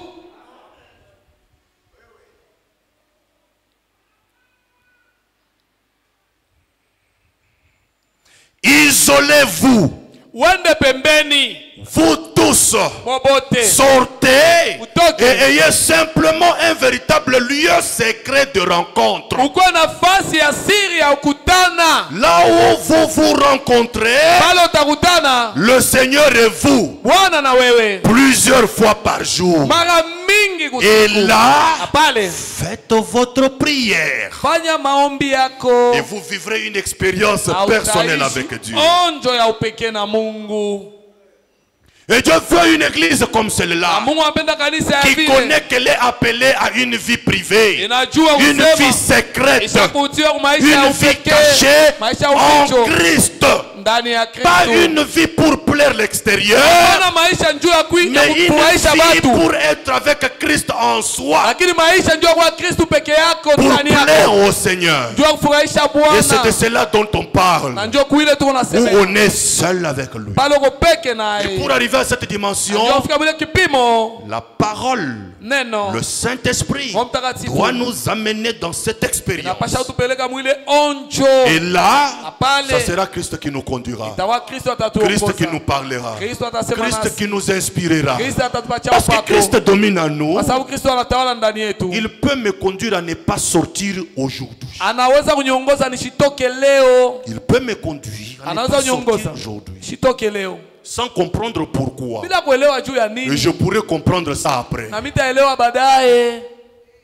Il peut m'amener à ne pas dire quelque chose. Anaweza unisukuma nisiseme kitu, Je sens seulement moi que je ne peux pas le dire. mimi nasikia tu sitaisema, Parce que je sens en moi qu'il ne faut pas le dire. kwa sababu mimi nasikia ndani yangu haipaswi Quelque niseme. chose en moi me pousse comme ça. Kitu mwa ndani yangu kinanisukuma Donc il vile, faut atteindre cette dimension où vous avez cette relation avec Dieu. inapasha kufikia mwingine kipimo uko na uhusiano na Mungu. Et il peut vous lever un jour le matin brusquement comme Na ça, anaweza kulamusha kwa haraka sans asubuhi savoir où vous allez. bila kujua kule uko Vous allez nenda. vous retrouver avec une certaine opportunité, une bonne opportunité. Unajikuta na bahati mzuri. Pourquoi? Juu ya nini? La Bible dit, Biblia inasema, les pas des justes sont conduits par le Saint-Esprit. Hatua ya bahaki iko naongozewa na Roho Il Mtakatifu. faut avoir le Saint-Esprit. Pasha kwa Roho Et il Mtakatifu. faut être dans cette relation personnelle avec Na Dieu. inapasha kwa mwile uhusiano pekee na Dans ce Mungu. lieu saint. Mwile fasi takatifu Dans cette sana. expérience derrière le Ile voile. honjo nyumba Où pamoja. seul le Saint-Esprit Pale Roho Mtakatifu va vous wenyewe conduire. itakuongoza. Et il vous inspirera Na à itakuongoza faire des choses fanya vitu qu'aucun homme ne vous dira de faire. mtu bila haitakwambia ufanye. Il vous poussera à aller à des endroits Itakusukuma uende où mafasi. personne ne vous poussera à aller. Hakuna hata mtu atakusukuma Il uende. vous inspirera à faire des choses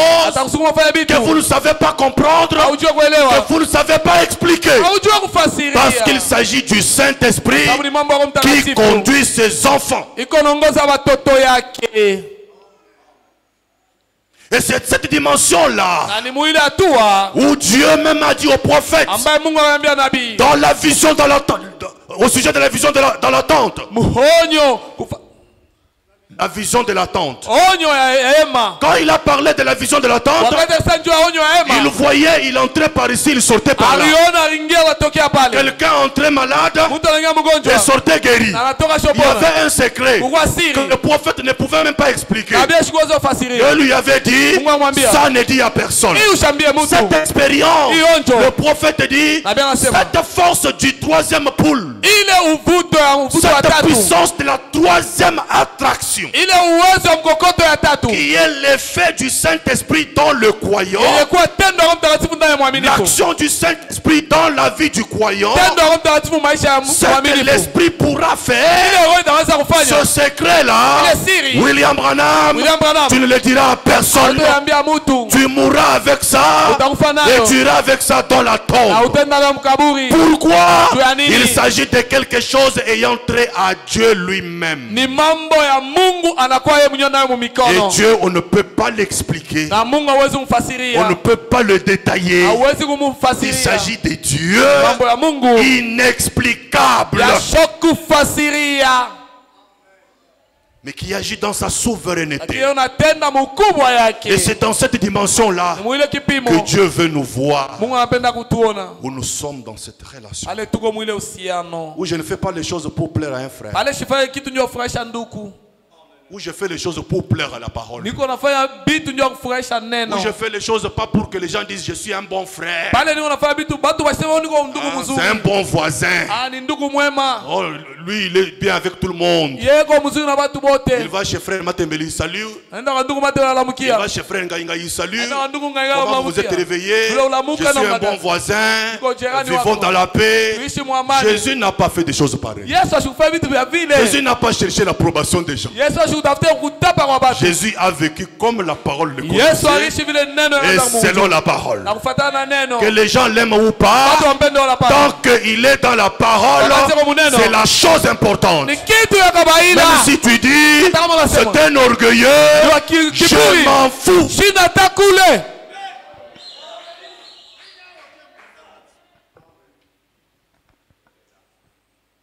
Non mais c'est un orgueilleux. Oh, ni wa kiburi. C'est seulement ce que lui veut qu'il veut faire. Ni para kile anapenda kufanya atafanya. Mais ce que je veux, mais c'est ça non? Kile vinapenda njoo vile. C'est ce que la parole de Dieu dit. Njoo ile neno la Mungu inasema. C'est ça la logique. Njoo kanuni.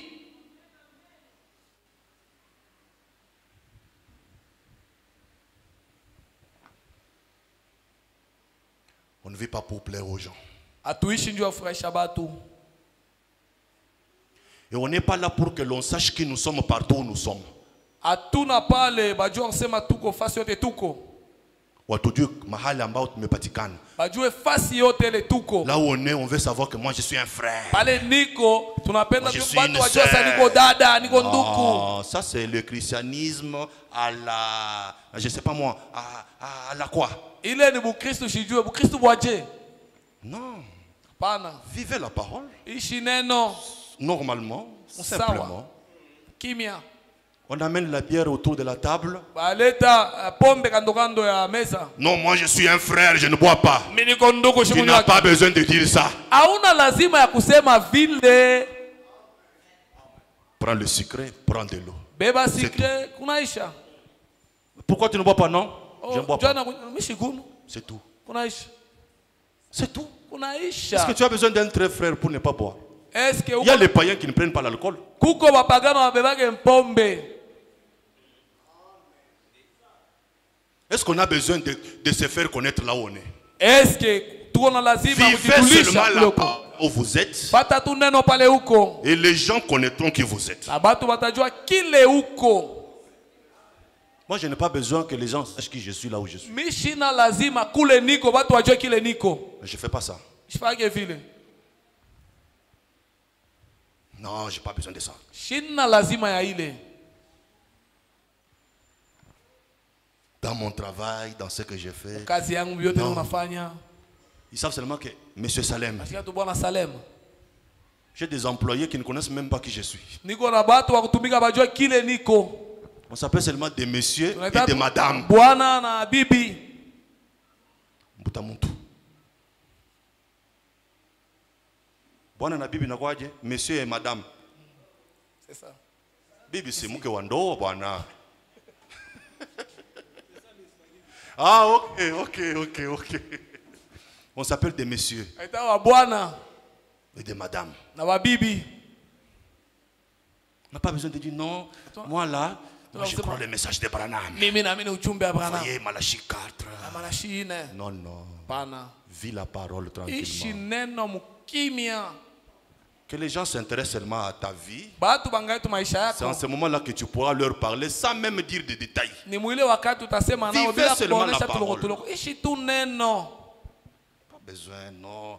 Vous prenez la photo, Lazima wabeba vous mettez picha. dans le bureau. Unaweka Photo de l'ange du mofsini. Seigneur. Vous mettez Picha dans ya le malaika bureau. ya Bwana. Vous mettez là-bas. Unaweka kule. Ce n'est pas mauvais, Haina mubaya. mais est-ce que Eti. on en a vraiment besoin partout? Eti fasi yote tuko nayo lazima. Prends ça, Beba hii. mets dans ton cœur. Weka mumoyo wako. Prends ça, Beba hii. mets dans ton cœur. Weka mumoyo wako. Prends ça, Beba hii. mets dans ton cœur. Weka mumoyo wako. Qu'est-ce que je veux dire ça?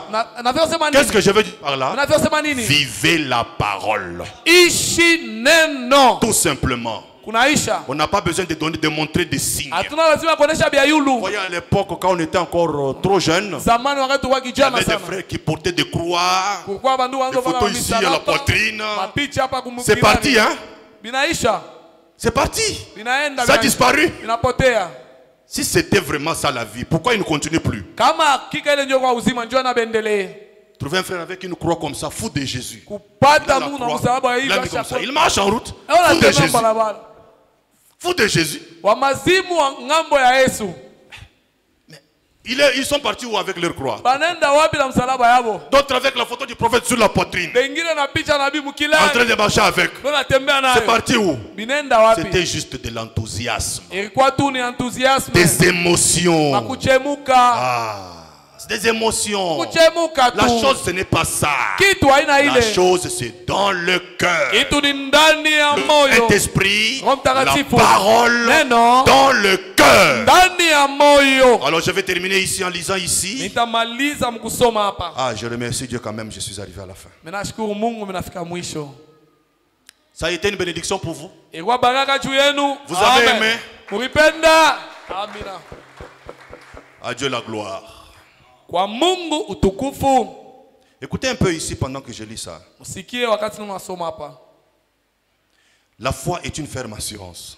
Imani ni hakikisho kubwa. Du 12 avril 1947. Le prophète dit, 12 paragraphe 3. Avril 1900. Aujourd'hui, j'ai passé Okay, une attends. merveilleuse journée. Leo nilipitisha siku ya damani Seul avec Dieu. peke yangu na Mungu. Personne n'était là. Hakuna mtu akuwa pale. Sinon le Seigneur et moi. Paka mie na Bwana. Et je deviens plus calme quand je reste seul. Na mimi nakuwa mpole sana wakati niko peke. Donc écoutez savoir le prophète dit. Usikie sauti yake nabii anasema. Du 5 octobre 1958. Ya le 5 octobre 58. Paragraphe 45. Nokta yake 45. Dieu nous réserve la nouvelle naissance. Mungu anatuchungia uzalika mara ya pili. Mais écoutez sa douce petite voix tranquille. Lakini usikie sauti yake upole ya kimya. Chacun de vous qui professez être chrétien, Ila mmoja wenu anasema yuko Mkristo. tenez-vous tranquille devant Dieu. Simama stare mbele ya Mungu. Pas devant les hommes, hein? Hapana mbele ya Pas batu. pour que les hommes vous voient, hein? Hapana njoo watu Mais wako. restez tranquille devant Dieu. Bakia bwima. Ne laissez pas la lessive devenir un obstacle. Ushache kufula ikuwa kizuizo. Ne laissez pas le travail devenir un obstacle. Ushache kazi ikuwa kizuizo. Ne laissez rien devenir un obstacle. Ushache kitu ikuwa kizuizo. Ne laissez personne savoir ce que vous êtes en train de faire. Ushache mtu ajue kile unafanya. Nous sommes arrivés maintenant. Tunafika sasa. Ça c'est derrière le voile. Hii ni nyuma ya panzia. Personne ne saura ce qui se passe. Hakuna mtu atajua kile Tu unapitikana. n'en parleras à personne. Hautaambia C'est mtu. ton affaire Ni personnelle. mambo yako ya upeke. Ne laissez personne savoir ce que vous êtes en train de faire. Ushache mtu kujua kile Allez unafanya. simplement devant lui. Wende tu mbele yake. Allez quelque part. Wende fasi moya. Là dans les bois. Pale mumiti Ou quelque part. wala fasi Ça moya. peut être dans les bois. Inaweza kuwa mumiti. Dans votre chambre. Mchumba yako. Ou même à l'église. Hata ukanisa. Partout où vous vous sentez à l'aise. Fasi yote unajikuta stare. Pas pour aller évoquer les esprits. Hapana njoo ya kwenda kuita mapepo. Ou si on bouge la tête comme ça. Tikisha kichwa. Où les gens sautent dans le feu. Watu wanaluka mumoto Avec certaines pratiques. na matendo fulani. Non, pas ça. Hapana bia vile. Allez sur le côté de la route. Attendez, je n'ai pas bien lu. Allez quelque part là dans le bois. Wende fasi mwa mumiti. Allez sur le côté de la route. Wende pembeni ya njia. Quand les enfants sont à l'école, Wakati watu wao masomoni. allez dans un lieu secret Wende fasi ya et siri. fermez la porte. Nafunga mulango. Et là, Apale. agenouillez-vous. Mtwange magoti. Vous avez entendu toutes sortes de voix partout. Asikia masauti yote fasi yote. Ulisikia. Ulisikia.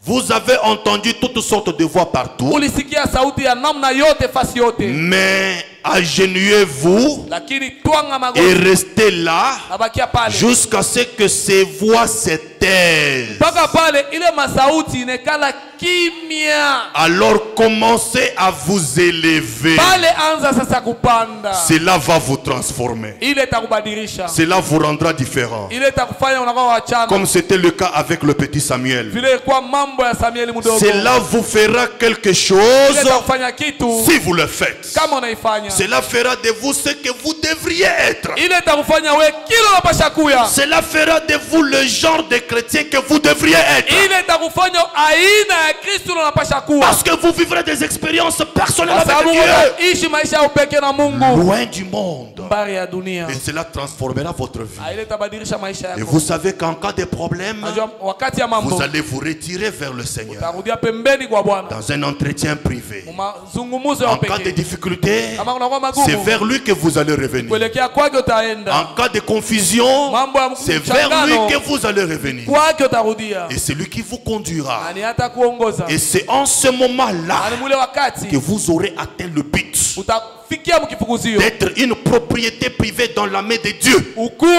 mwenyewe mikono ya Mungu. Et il domine dans votre vie. Na anatawala maisha Et yako. le jour où les églises seront fermées, Na siku makanisa ça itafungiwa, ne vous dira rien. haitakuwa na maana Parce que kwako. Dieu est en vous. Sababu Mungu ndani Vous yako. continuerez à écouter la parole Utaendelea en vous. kusikia neno ndani Il yako. continuera à vous conduire à partir de vous. Utaendelea kujiongoza Vous ndani yako. continuerez à l'adorer en vous. Utaendelea kumwabudu Il ndani yako. continuera à vous conduire à partir de votre cœur. Ataendelea kukuongoza kupitia moyo Parce wako. que ces temples seront fermés Kwa un sababu jour. hii hekalu itafungiwa Quand siku la moja. grande tribulation, la grande persécution commencera, Wakati mateso mingi avant itaanza, le départ de l'épouse, mbele kwenda wa bibi nous harusi, serons empêchés de nous réunir. tutasuruliwa C'est kuungama. en ce moment-là Mwile wakati que cette force qui est en vous, ile nguvu iko ndani yako qui est en train de vous rendre dans la communion avec Dieu, na kuingisha mshirika va wa Mungu augmenter de puissance itaongezeka na pour uwezo tenir dans le moment juu ya kusimama des wakati difficultés, ya magumu, dans le moment des épreuves, wakati ya dans le majaribu, moment des tentations, wakati ya vipimo, quand on vous abandonnera, wakati watakuacha, quand on vous rejettera, wakati watakutupa. cette force en vous, Ile nguvu ndani yako, cet Isaac ile uzaki, qui n'est plus dans les airs, a- cet Isaac ule Isaka qui n'est plus dans les airs, ana mupepo qui est maintenant un avec vous dans votre uko cœur, mkimwona moyo wako, parce qu'il est la parole, kwa sababu ni neno, parce qu'il est le Saint-Esprit. kwa sababu ni Roho Cet Mtakatifu. Isaac Ule Isaka prendra soin de vous, atabeba ukingo parce yako, qu'il est le mari kwa sababu capable. ni Bwana uwezo. Dans le moment des maladies, Wakati ya ça magonjwa sera lui itakuwa qui yeye va vous guérir. Dans atakuponyesha. le moment des troubles, Wakati ya ça sera manunguniko lui itakuwa qui va yeye vous réconforter. atakupatia Dans le nguvu. moment des épreuves, Wakati ya c'est majaribu lui ni yeye qui va vous donner la victoire. atakupatia ushindi. Ayez Dieu Ukuwe na et Mungu qu'il soit en vous. na kuwe ndani yenu, Et c'est lui qui vous conduira nani tout atakuongoza le reste de votre vie. mabaki ya maisha Il yenu. sera votre Seigneur. Atakuwa Bwana Il wenu, sera votre maître. atakuwa mwalimu Et wenu, vous continuerez à arroser le na Saint-Esprit utaendelea kupata Roho avec Mtakatifu. la parole qui vous sera prêchée tous les jours. Maneno watahubiri kila Et siku, vous savez bien na unajua mzuri qu'en vous, ndani yako vous avez un contact avec lui. uko na mapatano naye, Vous avez une relation avec lui. uko na uhusiano naye, Il vous conduit, il anakuongoza, vous parle, anasema na et vous wewe lui parlez. na unasema Il est naye. votre consolateur. Yeye mfariji wako, Pas parce qu'on vous a parlé, hapana juu ya mais kuonesha juu parce que vous yake, l'avez vécu. kwa sababu uishi Il est votre sauveur. mwokozi wako, Pas parce qu'on vous a raconté, hapana juu ya mais parce que kuhadithia, vous l'avez vécu. kwa sababu uishi Il naye. est votre sauveur. Mwokozi Il est wako, votre consolateur. mfariji wako, Il est Jéhovah Shammah. Yehova Shama, Il est Jéhovah Rapha. Yehova Pas Rafa, parce qu'on vous a raconté, hapana juu ya mais kuhadithia, parce que vous l'avez vécu. kwa sababu uishi Il est wewe. votre bouclier. Yeye ni kikingo Pas yako, parce qu'on vous a raconté, hapana juu ya mais parce kuhadithia, que vous l'avez vécu. kwa sababu uishi Il est votre protection. kingo yako, Pas parce qu'on vous a raconté, hapana juu ya mais kuhadithia, parce que vous l'avez vécu. kwa sababu uishi. Et il a dit, Na alisema je ne vous laisserai pas des orphelins. sitamiacha mayatima, Je serai avec vous, takuwa pamoja na même mwe en vous, tena ndani yenu jusqu'à la fin des temps. mpaka mwisho wa Et wakati. vous n'êtes pas des orphelins, Hamuna wayatima parce qu'il est en vous. kwa sababu yuko ndani Et vous yenu, n'êtes pas seul, hauna peke parce yako qu'il est en kwa vous. sababu yuko ndani Et vous yako, pouvez le sentir, unaweza msikia il est là avec vous. eko pale na Et wewe, c'est lui Nani yeye? qui doit vous conduire. anapasha Et kuongoza, c'est lui yeye. qui doit vous transformer. anapasha kubadilisha, Et c'est lui Ni yeye. qui doit vous amener vers lui. anapasha kupeleka Les kwake. mêmes chameaux ngamia moya moya que Rebecca avait abreuvé Rebeka alinyisha mai sont les mêmes chameaux so ngamia moya qui moya avaient transporté Rebecca ilibeba Rebeka pour l'amener vers Isaac. ndio kumpeleka kwa Isaka. Et le chameau, c'est la parole. Ngamia ni neno, Le chameau, c'est le message. ngamia ni ujumbe, Le même message ujumbe moya moya que vous servez. yenye unatumikia, Le même message ujumbe moya que moya vous vivez. unaishi, Le même message ujumbe moya moya que vous obéissez. unatii, Le même message ujumbe moya moya que vous aimez. unapenda, Vous abreuvez. yenye unanyisha, C'est le même message ujumbe moya moya qui vous gardera toute votre vie utaujuma maisha yote jusque dans l'enlèvement, mpaka munyanyulio, jusque dans l'éternité, mpaka mumilele, jusqu'à la mort. mpaka kulufu. C'est ce même message Ni ujumbe moya qui moya vous fera traverser le Jourdain. itakutambusha Yordani Parce que vous l'avez cru, kwa sababu uliamini, vous l'avez aimé, ulipenda, vous l'avez vécu uliishi lors de la mort. wakati ya lufu, C'est ce même message Ni ujumbe moya qui moya vous fera traverser le Jourdain. itakutambusha Yordani. Vous aimez la parole Unapenda neno, et recevez la parole. pokee neno, Gardez la parole Uchunge neno. et gardez l'esprit en na vous muchunge roho ndani et yako, abandonnez-vous à la parole. uchachilie kuneno, Laissez le reste à Dieu acha mabaki kwa et Mungu, laissez Dieu faire le reste. acha Mungu afanye mabaki, Faites ce que vous pouvez fanya kile unaweza, et le reste laissez au na Saint-Esprit, mabaki acha kwa Roho laissez à la parole acha kuneno, et laissez à Dieu acha kwa Mungu qui est le Tout-Puissant kwa uwezo qui yote, agira dans votre vie. atatenda maisha yako, Même là où vous êtes faible, hata pale kama mdhaifu, laissez ça à Dieu. uiache Mungu, Même si vous êtes incapable, hata kama ujiweze, dites à Dieu, ambia Mungu, je suis incapable ici. sijiweze hapa, Viens, aide-moi. kwa nisaidie, Même là où tu es tombé, hata pale wanguka, dis à Dieu, ambia Mungu, abandonne-le à Dieu. uiache kwa Il Mungu, s'en occupera. atashughulikia. Pourquoi Kwa nini? une vraie femme Binti wa mwanamke wa s'abandonne à kweli son mari? anajiachilia kwa bwana Et wake, si la vraie épouse na bibi harusi kweli s'abandonne à l'époux, anajiachilia kwa bwana harusi, avec ta faiblesse, na udhaifu wako abandonne-toi à Jésus. ujiache kwa Yesu, Avec tes na erreurs, makosa yako abandonne-toi à Jésus. ujiache kwa Yesu, Avec tes na défauts, makosa yako abandonne-toi à Jésus. ujiache kwa Yesu. Dieu aide Mungu anasaidia, c'est lui qui s'abandonne à lui. ule anajiachilia kwake, Dieu aide anasaidia, c'est lui qui ne peut pas s'aider. ule siwezi kujisaidia. Quand tu reconnais que tu es incapable, Wakati unajijua sasa alors Dieu va ujiweze, t'aider. pale Mungu Quand tu atakusaidia. reconnais que tu n'as pas de Wakati force, unatambua una nguvu, Dieu va te fortifier. Mungu atakupatia nguvu. Quand tu reconnais Wakati unatambua que seul Dieu Mungu peke peut yake t'aider, anaweza kusaidia, alors il va t'aider. pale atakusaidia. Abandonne tout à lui. Amwachie yeye Et vyote, lui va s'occuper du na yeye reste. atashughulikia mabaki. Que le Seigneur vous bénisse. Bwana Mungu amebariki.